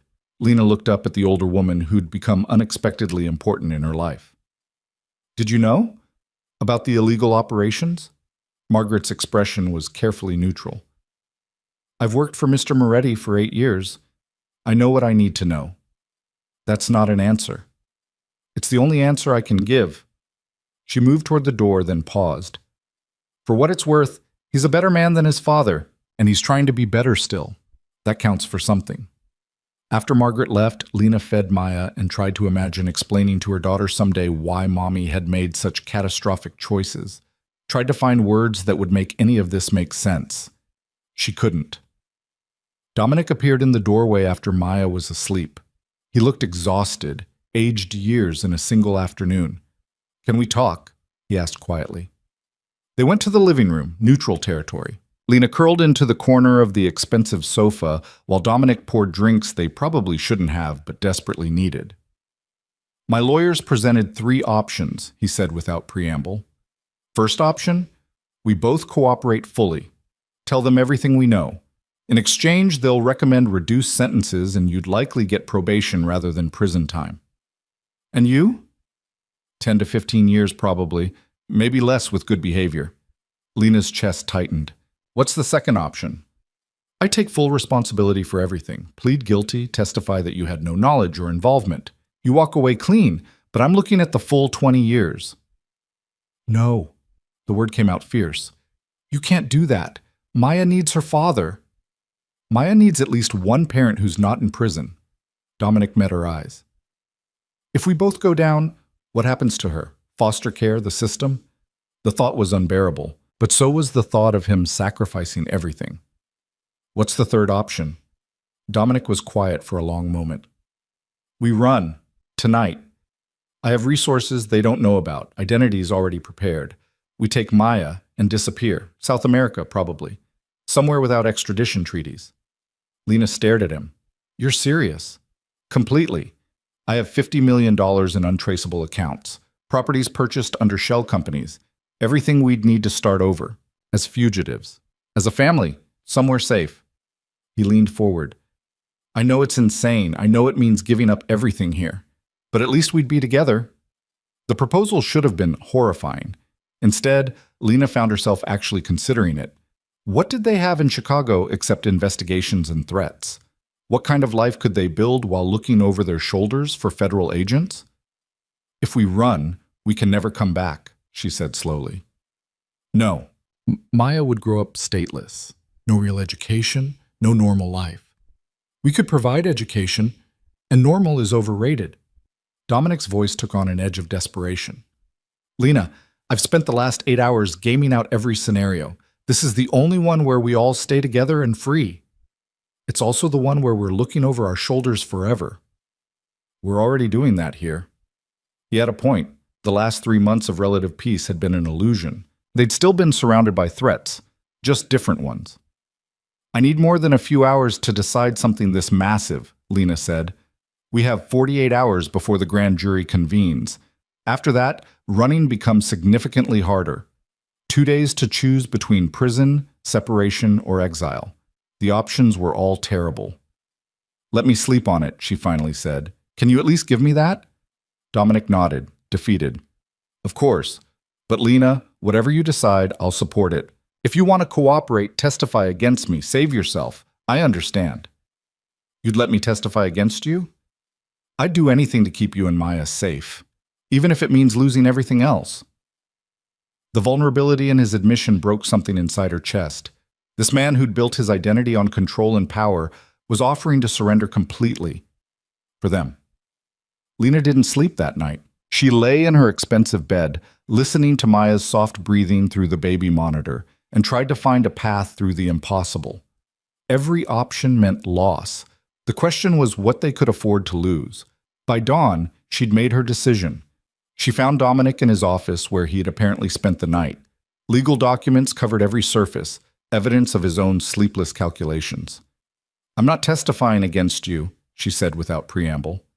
He looked up, surprised. Lena, let me finish.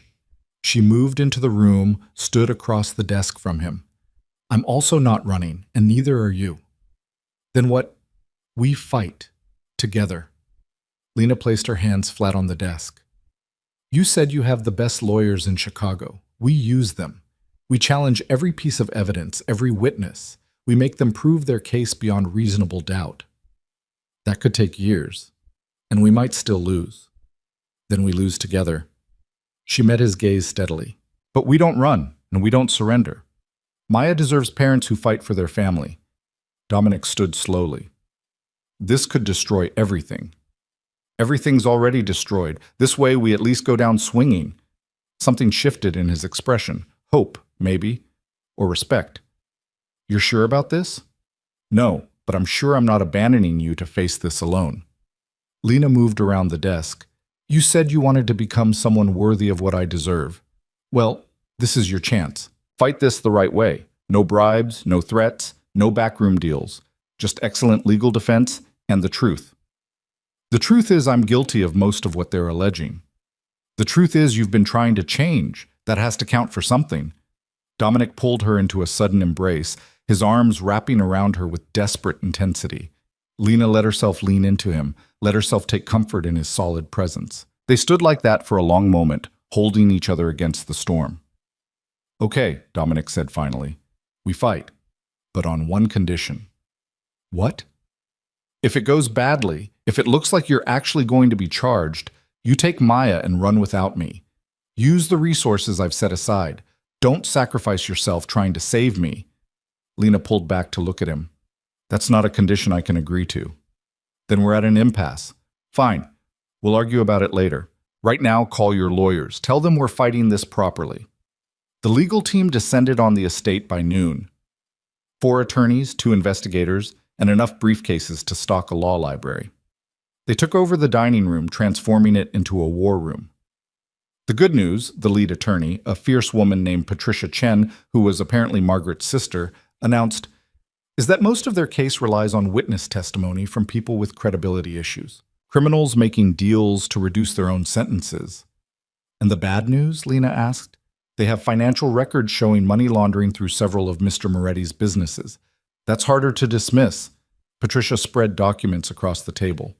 But if we can show these were legitimate transactions that happen to involve cash-heavy businesses, restaurants, for instance, we might create reasonable doubt. What about the wiretaps? Dominic asked. We're challenging those on Fourth Amendment grounds. If we can get them suppressed, half their case disappears. The attorneys talked for 3 hours, outlining strategy, identifying weaknesses in the prosecution's case, building their defense. Lena listened with growing understanding of just how complex this would be. Ms. Carter, Patricia turned to her, you're listed as a person of interest, but we believe we can prevent actual charges. Your relationship with Mr. Moretti is recent, you have no criminal history, and we can demonstrate you had no involvement in business operations before this year. What if they offer me a deal to testify against him? They will absolutely offer you that. And you need to be prepared to refuse convincingly. Patricia's expression was serious. If you accept immunity and then lie or omit information, you can be charged with perjury. If you tell the truth about what you know, which isn't much, you undermine their case against Mr. Moretti. So your best option is to invoke your Fifth Amendment right against self-incrimination and refuse to answer questions. Won't that make me look guilty? It makes you look smart, and it prevents you from accidentally saying something that could be used against either of you. The legal strategy was sound, but Lena couldn't shake the feeling they were building a defense on technicalities rather than innocence. Patricia, she said carefully, what are our actual chances? The attorney was quiet for a moment. If I'm being honest, 50-50. Federal prosecutors have a 95% conviction rate for a reason. They don't bring cases they can't win. But this case has vulnerabilities. And Mr. Moretti has resources to fund a real defense. So we have a fighting chance. 50-50. A coin flip that would determine whether Maya grew up with her father or visiting him in prison. The legal proceedings began with brutal swiftness. Grand jury indictments came down the following week. Dominic was charged with racketeering, money laundering, and conspiracy. Bail was set at $5 million, which he posted immediately. Lena wasn't charged, but the subpoena for her testimony arrived the same day. Remember, Patricia coached her before the grand jury appearance. You can refuse to answer any question by invoking the Fifth Amendment. They'll pressure you, suggest that only guilty people take the Fifth, but don't be intimidated. It's your constitutional right. Sitting in the federal building's waiting room, Lena felt like she was living someone else's nightmare. The other witnesses waiting to testify looked hardened, experienced with the criminal justice system. She was a kindergarten teacher who'd made catastrophically bad choices. The grand jury room was intimidating, serious-faced citizens, a stern prosecutor, everything designed to make witnesses feel small and exposed. "Ms. Carter, you're aware you're under oath?" the prosecutor began. "Yes." "How long have you been in a relationship with Dominic Moretti?" "I invoke my Fifth Amendment right against self-incrimination and respectfully decline to answer." The prosecutor's expression hardened. "Ms. Carter, you're not currently charged with any crime. You have nothing to fear from answering." "Nevertheless, I invoke my Fifth Amendment rights." "Are you aware that Mr. Moretti runs illegal gambling operations?" "I invoke my Fifth Amendment rights." "Have you received money from Mr. Moretti that you knew came from illegal activities?" "I invoke my Fifth Amendment rights." It went on for 45 minutes. Every question met with the same response. The prosecutor grew increasingly frustrated, the grand jurors increasingly skeptical. But Patricia had been right. They couldn't force her to answer. When she finally left the federal building, Dominic was waiting outside despite his lawyer's advice to stay away. "How bad?" he asked. "I didn't give them anything." Lena was shaking from adrenaline. "But they're going to paint me as complicit anyway. We'll deal with it." He guided her to the waiting car, security flanking them. "You did exactly right." Back at the estate, reality set in. The indictment was public now. News coverage showed Dominic's photo alongside allegations of organized crime. Reporters camped outside the gates. Lena's former teaching colleagues were being contacted for comments. Her old life was being dissected and destroyed in real time. "I'm toxic," she said that evening, scrolling through news articles on her phone. "Every school I've worked at, every reference I had, it's all tainted now. I'm sorry." Dominic sat beside her on the sofa. "This is exactly what I wanted to prevent." "Well, prevention failed. Now we deal with consequences." Margaret appeared with dinner neither of them wanted. "The press will move on eventually, they always do. Not before they've thoroughly ruined my reputation." Lena set down her phone. "I'll never teach again. No school will hire someone associated with a federal racketeering case." "Then you do something else," Dominic said quietly. "Business school, remember? You were planning to apply." "That was before all this." "So what? You're still brilliant, still capable." He took her hand. "Don't let them take your future because of my past." Lena wanted to argue, but exhaustion was winning. The investigation, the testimony, the constant stress, it was all too much. "I need to check on Maya," she said, escaping to the nursery. Their daughter was sleeping peacefully, completely unaware that her entire world was imploding around her. Lena sat in the rocking chair watching Maya's chest rise and fall and tried to find strength she wasn't sure she possessed. The trial date was set for 6 months out. 6 months of legal preparation, media scrutiny, and living under investigation. 6 months of watching Dominic's legitimate businesses suffer as partners pulled out, investors got nervous, employees jumped ship. The empire he'd been trying to build was collapsing in slow motion. "We could still run," Dominic said one night, 3 months into the pretrial proceedings. "I have everything ready. We could be in Argentina in 12 hours. Lena looked up from the legal documents she'd been reviewing. "I thought we agreed to fight." "That was before I watched this destroy you." He gestured at the papers spread across their dining room table. "You haven't slept properly in weeks. You've lost weight. You barely smile anymore." "I'm managing." "You're drowning." Dominic sat beside her. "And I'm the anchor pulling you under." "Don't be dramatic." "I'm being realistic." He turned her face toward him gently. "Lena, I love you, and I can't keep watching this break you." The words stopped her heart. In all these months, through everything, he'd never said those words. "You love me?" she whispered. "Of course I love you. I've loved you since that parking garage when you looked at me with absolute horror and I realized I'd just destroyed the best thing in my life." His thumb brushed across her cheek. "I've been trying to earn you back ever since." Tears she'd been holding back for months finally spilled over. "You can't just say that now." "When should I say it? When I'm in prison? When it's too late?" Dominic pulled her into his arms. "I should have said it months ago. Should have told you every day that you're the reason I'm trying to change." Lena clung to him, years of fear and stress and complicated feelings pouring out in broken sobs. He held her through it, solid and steady, the man she'd somehow fallen for despite every reason not to. "I love you too," she finally managed, "and I hate that I do because it makes everything harder." "Yeah." His laugh was watery. "Love is inconvenient like that." They stayed wrapped together until Maya's crying summoned them both to the nursery. They took care of their daughter and practiced tandem, both of them exhausted but functioning. "We're going to get through this," Lena said as they put Maya back down. "Together?" "Together." She took his hand. "No running. We fight, and whatever happens, we face it as a family." There was that word again, but this time it didn't feel complicated or forced. It felt true. The months until trial crawled by with agonizing slowness. Patricia and her team built their defense, found weaknesses in witness testimony, challenged evidence. But the prosecution was relentless, adding charges, bringing in new witnesses, building a case that looked increasingly damning. "They're offering a plea deal," Patricia announced 3 weeks before trial. 20 years reduced to 12 with good behavior. You'd be out while Maya's still in high school. Dominic looked at Lena.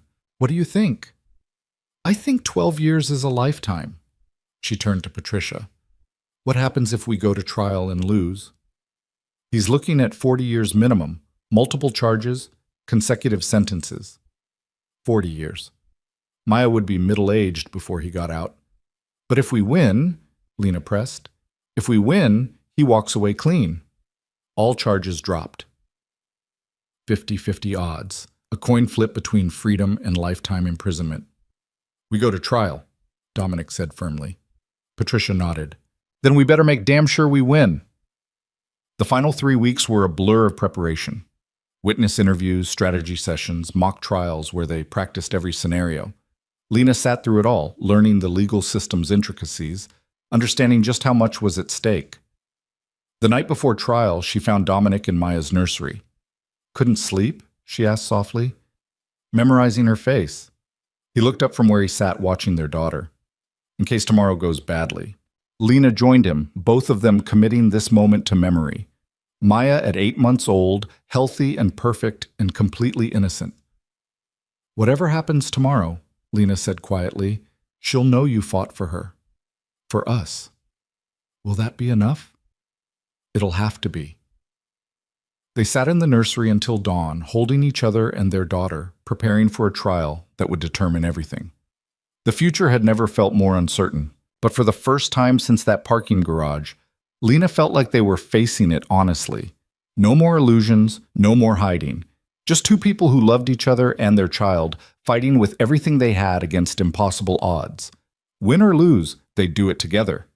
That had to count for something. The federal courthouse felt like a cathedral built to intimidate. Marble floors, soaring ceilings, the weight of justice carved into every column and cornice.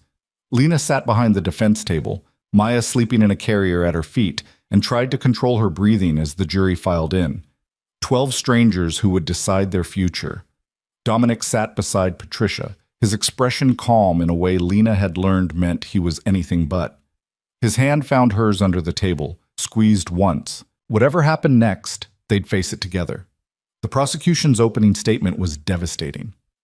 3 hours of evidence presentation, witness lists, financial records that painted Dominic as exactly what he'd been.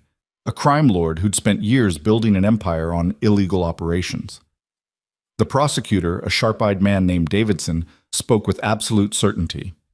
"The evidence will show that Dominic Moretti knowingly and willfully engaged in a pattern of racketeering activity, that he laundered money through legitimate businesses, that he orchestrated illegal gambling operations, smuggling rings, and protection rackets across Chicago, and that he did all of this while presenting a respectable face to the community." Lena watched the jury's faces. Some looked sympathetic. Most looked convinced. When Patricia stood for the defense's opening, the courtroom went quiet. "Everything the prosecution just told you is partially true," she began, and Lena's heart stopped. Dominic Moretti did inherit a criminal organization. He did run operations that violated federal law. But here's what they won't tell you.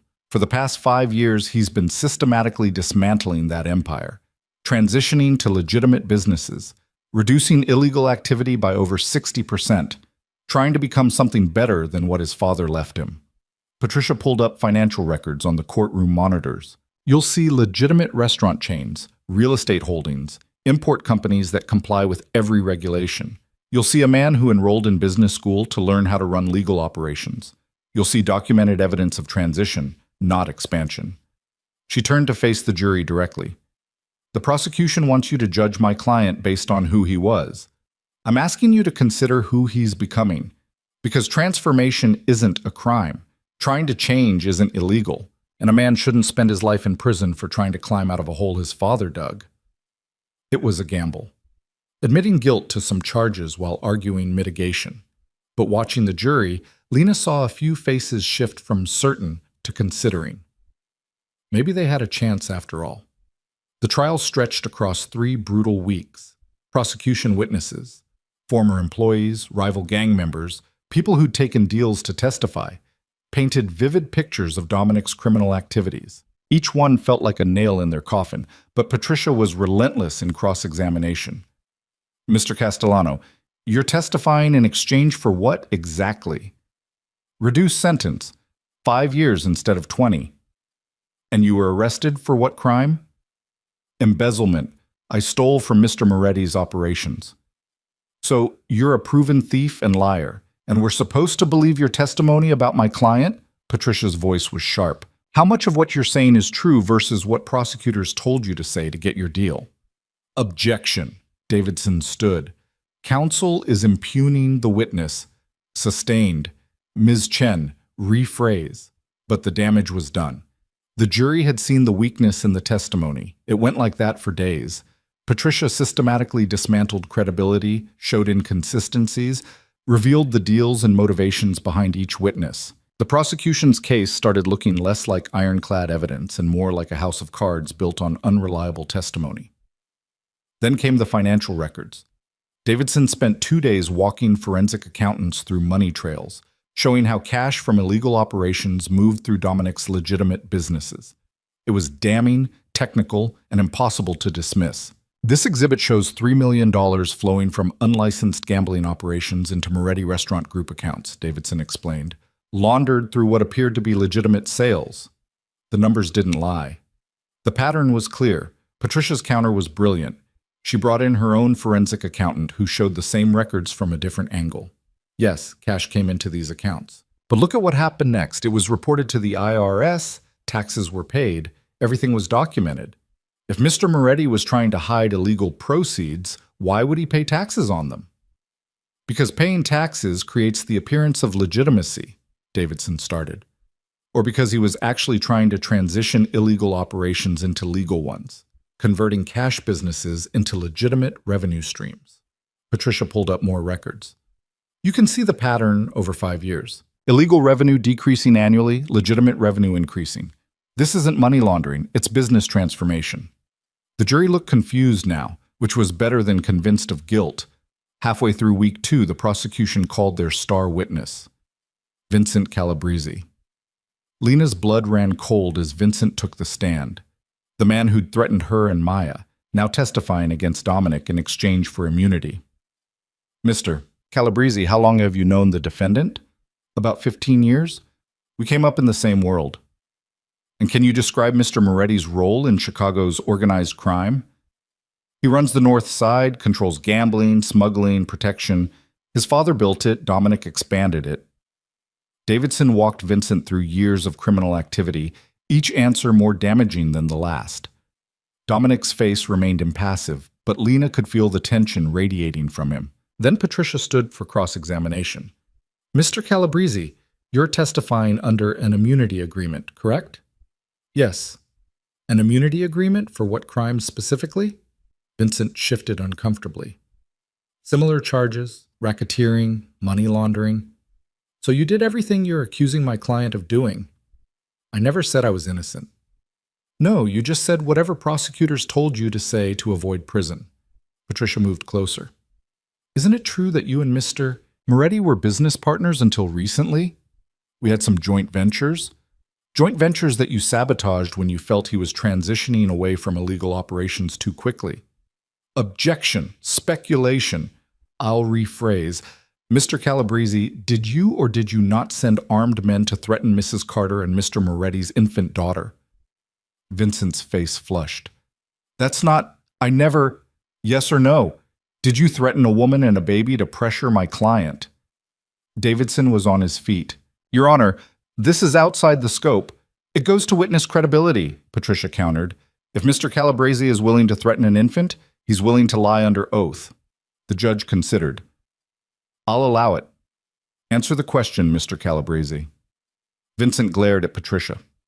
I sent a message. That's how business works. A message involving a photograph of a newborn baby and explicit threats.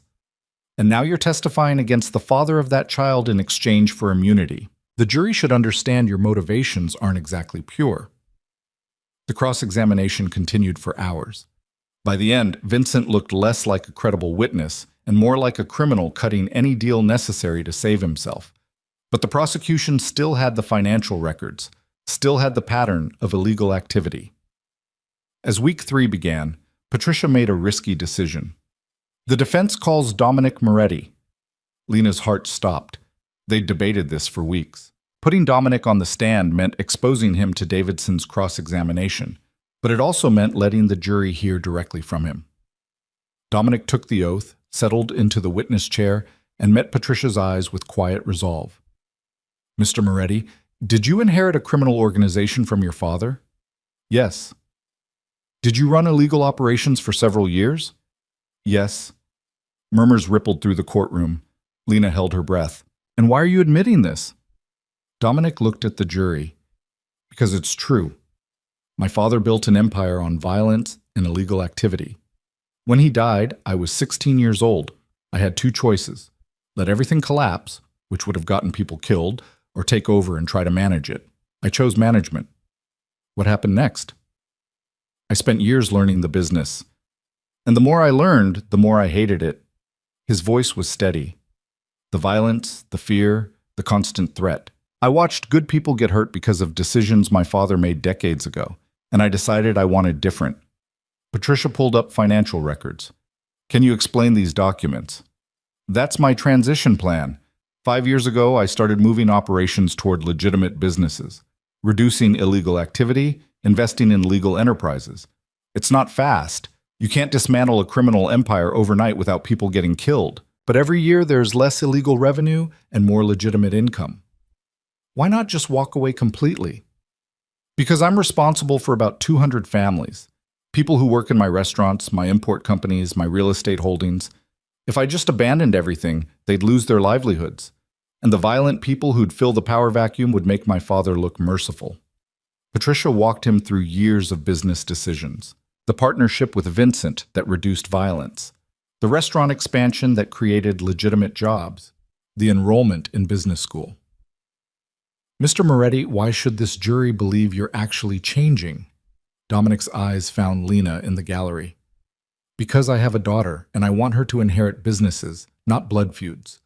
I want her to know her father as someone who built things, not destroyed them. Then Davidson stood for cross-examination, and the real battle began. Mr.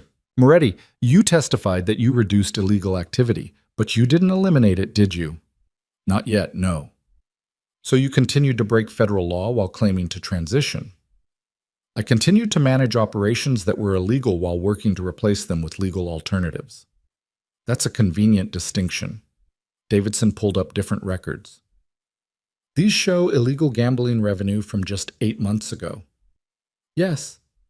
Operations I was in the process of shutting down. Process. That's a useful word, isn't it?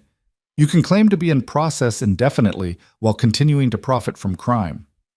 If I shut everything down at once, 20 competitors would rush in. More violence, more victims. I'm doing this strategically to minimize harm. Davidson spent 3 hours attacking every answer, every justification. But Dominic never wavered, never lost his composure. He admitted his crimes while explaining his choices, acknowledged his guilt while demonstrating his effort to change. By the end of the cross-examination, the jury looked torn, which was exactly where Patricia wanted them. Closing arguments came on day 19. Davidson painted Dominic as a criminal who'd gotten caught and was now claiming reformation to avoid consequences. Don't be fooled by talk of transition and change. The evidence shows systematic illegal activity continuing right up until his arrest. A criminal doesn't stop being a criminal just because he enrolls in business school. Patricia's closing was passionate. My client isn't claiming to be innocent. He's claiming to be trying. And there's a difference between a man actively committing crimes and a man working to undo his father's legacy. Yes, he's broken laws. Yes, he should face consequences. But 40 years in prison for trying to change? That's not justice. That's vengeance. The jury deliberated for 3 days. 3 days where Lena barely ate or slept. 3 days of watching Dominic try to stay strong while clearly terrified. 3 days of holding Maya and wondering if this was their last time together as a family. On the afternoon of day 3, the bailiff announced the jury had reached a verdict. The courtroom packed within minutes. Lena sat behind Dominic, close enough to touch his shoulder. Patricia arranged her papers with hands that trembled slightly. Has the jury reached a verdict? The forewoman stood. We have, Your Honor. On the charge of racketeering, how do you find? Lena stopped breathing. Guilty. The word hit like a physical blow. Dominic's shoulders tensed, but he didn't move. On the charge of money laundering? Guilty. Lena's vision blurred. This was it. They were losing. On the charge of conspiracy? The forewoman hesitated. Not guilty. Wait, what? The judge continued through the list of charges. The jury had split the verdict, finding Dominic guilty of past crimes but not guilty of ongoing conspiracy, essentially agreeing that he'd committed crimes but was genuinely trying to stop. Given the mixed verdict, I'm setting sentencing for 30 days from now, the judge announced. Mr. Moretti will remain free on bail pending that hearing. Patricia immediately requested a sidebar. Lena watched them argue with the judge, too far away to hear the details. When they returned, Patricia looked cautiously optimistic. What happened? Lena asked as soon as they had privacy. Mixed verdict is good, Patricia explained. It means the jury believed his reformation was real. That gives us leverage for sentencing. Instead of 40 years, we're looking at maybe 10 to 15. That's still a decade, Lena said. It's a lifetime less than it could have been. Patricia squeezed her shoulder. And we're not done fighting. Sentencing hearings allow character witnesses, mitigation arguments. We can still reduce this. The 30 days until sentencing were surreal. Dominic was guilty but free, facing prison, but not yet. They existed in a strange limbo, trying to prepare for separation while clinging to every moment together. Lena spent hours preparing her victim impact statement, except she wasn't a victim. She was a partner, a co-parent, someone whose life was entangled with his. I don't know what to say, she confessed one evening. How do I explain us to a judge? Tell the truth, Dominic said, whatever that is. The truth was complicated. The truth was she'd fallen in love with a criminal who was trying to change, that she'd made choices that implicated her too, that their daughter deserved a father, flawed as he was. The sentencing hearing was smaller than the trial, but no less intense. The prosecution recommended 15 years. The defense argued for 5, with credit for time served and rehabilitation. The judge listened impassively to both sides. Then it was time for character witnesses.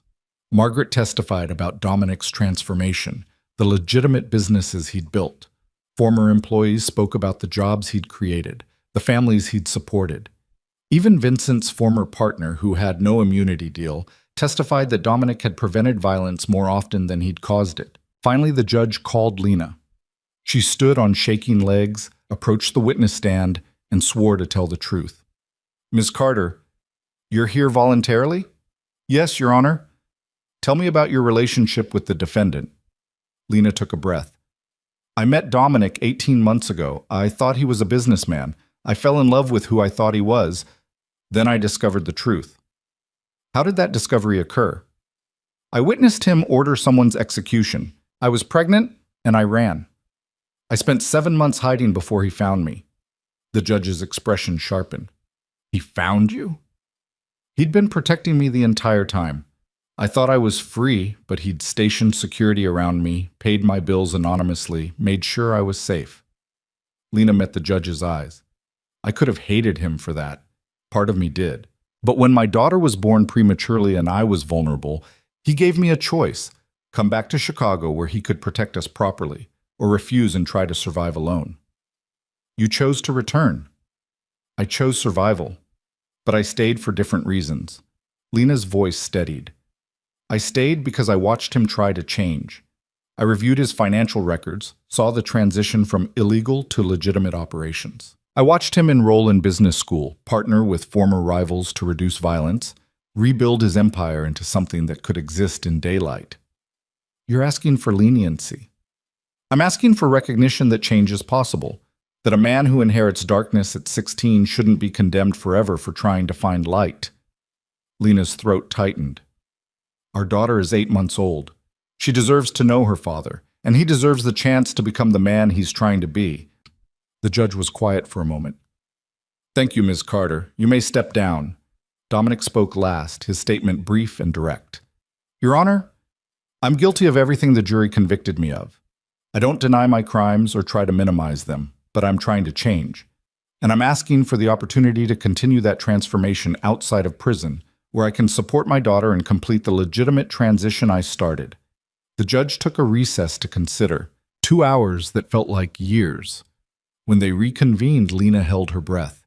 Mr. Moretti, you've been convicted of serious federal crimes. Crimes that typically carry substantial prison sentences. The prosecution is recommending 15 years. The defense is requesting 5. Dominic stood motionless. However, I've reviewed the evidence of your rehabilitation efforts. The financial records showing systematic transition toward legitimate business. The testimony of employees whose lives improved under your management. And most importantly, the jury's mixed verdict suggesting they believed your reformation was genuine. The judge paused. I'm sentencing you to 8 years in federal prison, with credit for time served and possibility of parole after 5 years if you maintain good behavior and continue demonstrating rehabilitation. 8 years. Not the 40 they'd feared, not the 5 they'd hoped for. Somewhere in between. Additionally, the judge continued, I'm recommending you be placed in a minimum security facility that allows family visitation. Your daughter should know her father, even under these circumstances. Dominic's shoulders sagged with relief. Thank you, Your Honor. Don't thank me. Earn this leniency by continuing the transformation you started. Prove that the court's faith in your rehabilitation wasn't misplaced. As the bailiff led Dominic away to begin processing, he looked back at Lena one last time. She tried to smile, tried to show strength. They'd survived. Not unscathed, but intact. 8 years wasn't forever. The first year was the hardest. Learning to parent alone, to manage the estate's operations, to navigate a world without Dominic's daily presence. But he'd been right about the minimum security facility. Visitation was every weekend, video calls twice a week. Maya got to know her father through glass and screens, laughing at his silly faces, reaching for him through barriers. Lena enrolled in the business school program Dominic had started, used his business contacts to continue the legitimate transition, closing the last illegal operations and replacing them with legal ventures. She was good at it, discovering a talent for strategy she'd never known she possessed. Patricia became an unlikely friend, guiding Lena through the legal complexities of running Dominic's empire. Margaret remained the estate's steady presence, helping with Maya and providing the grandmother figure neither of them had. The media attention faded. New scandals emerged to capture public interest.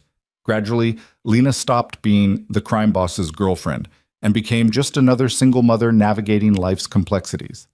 Except she wasn't single. She was waiting. Dominic thrived in prison in ways that surprised everyone. He finished his MBA through correspondence courses, started teaching business classes to other inmates, became a model prisoner. His parole hearings started after year 5. The first one was denied. Too soon, the board said, but they acknowledged his rehabilitation efforts.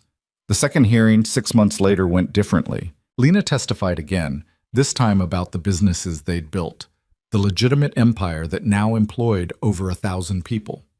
About Maya, now 6 years old, who wrote letters to her daddy and counted days until he came home.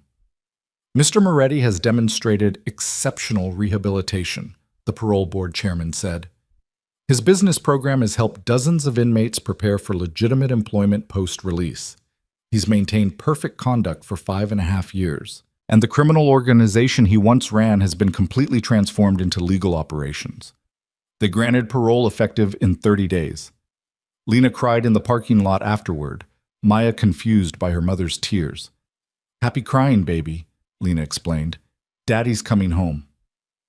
The day of Dominic's release, Lena stood outside the prison gates with Maya holding her hand. 6 years old now, dark curls like her father, her mother's stubborn determination. "Will I recognize him?" Maya asked nervously. "You've been visiting him every month. Of course you'll recognize him." "But he's never hugged me without glass between us." Lena's heart broke a little. "That changes today." The gates opened. Dominic walked out carrying a small bag of possessions, wearing civilian clothes for the first time in over 5 years. He looked older, leaner, but his eyes found them immediately. Maya ran. She'd been coached not to, reminded to walk calmly, but she ran anyway. Dominic dropped his bag and caught her, lifting her into his arms for the first time without barriers. "Hi, butterfly," he whispered into her hair. "Hi, Daddy. You're really real." "I'm really real." Lena approached more slowly, drinking in the sight of them together. Her family, finally whole. Dominic met her eyes over Maya's head. "Hi. Hi yourself." She touched his face, feeling actual skin instead of glass. "Welcome home." The drive back to Lake Forest was surreal. Maya chattered non-stop, showing Dominic drawings she'd made, telling him about school and friends and everything he'd missed. He listened with rapt attention, his hand never leaving Lena's. The estate looked the same, but felt different with him there. Margaret had prepared his favorite meal. The staff, people who'd waited years for his return, welcomed him warmly. After dinner, after Maya was finally asleep, Lena and Dominic stood in the living room that had witnessed so many difficult conversations. "So," he said, "what now?" "Now we figure out the rest of our lives." Lena moved into his arms, finally able to hold him without time limits or supervision. "You've got parole conditions to follow, businesses to help run, a daughter to raise properly." "Sounds complicated." "It will be." She looked up at him. "But we've survived worse." "We have." Dominic kissed her forehead. "Thank you." "For what?" "For waiting, for building this, for giving me something worth coming home to." "You built it too, from inside prison, through phone calls and letters and sheer determination." Lena pulled back slightly. "We're partners now. Actually, officially partners. I had Patricia draw up papers making me co-owner of the businesses. Equal say, equal responsibility." Dominic's smile was genuine. "When did you do that?" 3 years ago. Figured if I was running your empire, I should have official authority." "Our empire," he corrected, "and I wouldn't want it any other way." They stood in comfortable silence, years of struggle and separation finally behind them. "I have something for you," Dominic said, pulling a small box from his pocket. Lena's breath caught. "Dominic, let me do this properly." He opened the box, revealing a simple diamond ring.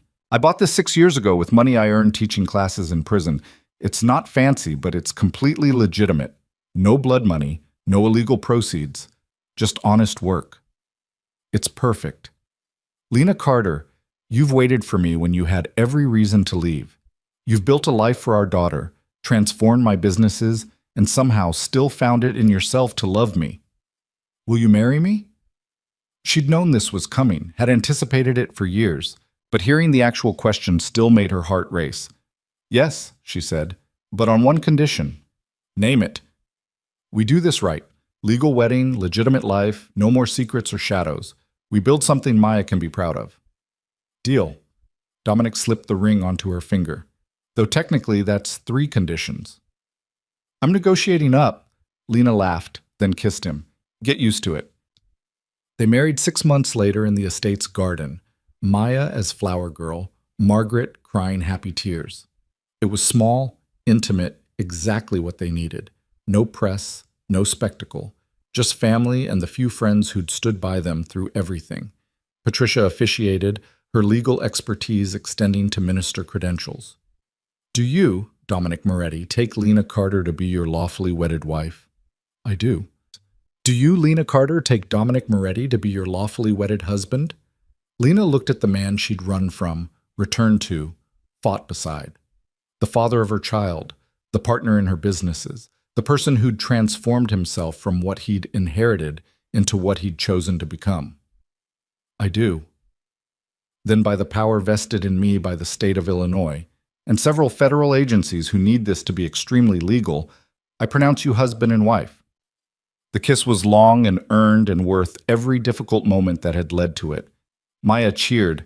Finally, I've been waiting forever. You're 6, Lena laughed. That's forever in kid years. The reception was relaxed, full of laughter and hope. Dominic's parole officer even stopped by briefly to verify he was following conditions, then stayed for cake because Margaret's baking was legendary. As evening fell and guests departed, Lena found Dominic watching Maya play with the flower petals in the garden. What are you thinking? She asked. That I'm the luckiest man alive. He pulled her close. I thought that parking garage was the end. Turned out it was just the beginning. Of what? Everything that matters. He gestured at Maya, at the estate, at the life they'd built from ruins. I spent so many years thinking I had to be what my father was. Turns out I could be something better. You're doing it, Lena said softly. Every day, you're choosing better. We're doing it, he corrected. I couldn't have done any of this without you. Maya ran up, grass stains on her flower girl dress, completely happy. Can we have cake for breakfast tomorrow? Absolutely not, Lena said. Maybe a small piece, Dominic countered. You've been home 6 months, and you're already undermining my parenting. I've got years of being the fun parent to make up for. They argued playfully while Maya giggled, the picture of a normal family, which, despite everything, they somehow were. That night, after Maya was asleep and the house was quiet, Lena stood in the nursery that had witnessed so many difficult moments, the room where she'd made impossible decisions, where Dominic had held their daughter for the first time, where they'd both confronted what it meant to be parents in an imperfect world. Dominic found her there, wrapped his arms around her from behind. Second thoughts? He asked. Never. She leaned into him, just remembering how far we've come. And where we're going? Wherever it is, we're going together. Years later, when Maya was older and started asking harder questions, they told her the truth, age-appropriately at first, then more completely as she matured. They didn't hide what Dominic had been or what they'd survived. And Maya, brilliant and fierce like both her parents, understood something important. People weren't just their worst choices. They were also their best efforts, the sum of who they'd been and who they chose to become. Dominic's businesses continued to thrive, completely legitimate now. The last questionable operation had closed during his 4th year in prison, replaced by consulting firms and restaurant chains and real estate holdings that operated in full daylight. Lena completed her MBA, then a doctorate in business ethics. She taught at Northwestern, wrote papers on corporate transformation, became an expert in helping companies transition from questionable practices to legitimate operations. Together, they built something neither could have created alone. On Maya's 18th birthday, they sat her down in that same living room where so many critical conversations had happened. We have something for you, Dominic said, handing her a leather portfolio. Inside were documents establishing a foundation in her name, funded by the estate, dedicated to helping children of incarcerated parents maintain family connections and build stable futures. This is everything we learned, Lena explained, about second chances, about transformation, about how family can survive impossible circumstances. We want to help other families find their way through. Maya looked at the documents, then at her parents. This is perfect, but I have a condition. Of course you do, Dominic smiled. You're your mother's daughter. I want to run it, after college. Make this my career. Lena and Dominic exchanged glances. They'd hoped she'd choose business, maybe law, something prestigious and stable. But helping others who'd survived what they had? That was better. Yes, Lena said. Absolutely yes. Maya grinned. Good, because I already wrote my college admissions essay about it. That was their daughter. Always 3 steps ahead, planning futures while others worried about presents. She inherited the best of both of them. Years continued to pass. Dominic and Lena grew older together, navigating life's normal complications. Teenagers, college applications, business challenges that were blessedly legal and boring. They argued about finances and parenting strategies and whether to expand the foundation's reach. Normal couple things. On their 15th wedding anniversary, they returned to the estate's orchard where they'd first started negotiating their partnership. Remember when you demanded separate finances and a public identity? Dominic asked. Remember when you thought you could control everything through surveillance and protection? Lena countered. We were both idiots. Terrified idiots, she corrected. But we figured it out. They had, through trial and compromise and the slow building of trust that came from choosing each other every single day. Do you ever regret it? Dominic asked quietly. The running, the hiding, all those months alone? Lena considered the question seriously. Sometimes I regret the fear, the panic. But the running itself? That gave me time to figure out who I was outside of us. Made me stronger. Strong enough to stay when you could have left. Strong enough to demand better. To negotiate partnership instead of accepting protection. She took his hand. We built something real, Dominic. Not perfect, but real. That matters more than the easy path would have. He pulled her close, and they stood in the orchard as the sun set, painting everything gold. 16 years since that parking garage. 16 years of fighting and building and transforming darkness into something that could survive in light. Not a fairy tale. Not a romance for the ages. Just two imperfect people who'd made terrible choices and fought like hell to create something worth keeping. Their daughter was launching a foundation to help others survive what they had. Their businesses employed thousands in legitimate operations. Their marriage had survived prison and trials and every reason to fail. And on a warm autumn evening in the orchard, where they'd negotiated their first fragile truce, Lena Carter Moretti realized something important. She'd never been trapped in a cage. She'd been building a home. One difficult choice at a time, one compromise at a time, one act of faith at a time. And the home they'd built together was strong enough to last. I love you, she said. I love you too, Dominic replied. Thank you for giving me the chance to earn that. Thank you for becoming someone worth it. Behind them, the house glowed with lights. Inside, Margaret was preparing dinner. Maya would be home from college soon, full of stories and plans. Their family, complicated and hard-won and absolutely real. Lena had thought she knew what she wanted 16 years ago. A simple life, a good man, a future free from complications. Instead, she'd gotten a criminal trying to become better, impossible choices, and a future built from the ruins of everything she'd thought she understood. And somehow, that had been exactly what she needed. Not the easy path, the real one, the one that led home.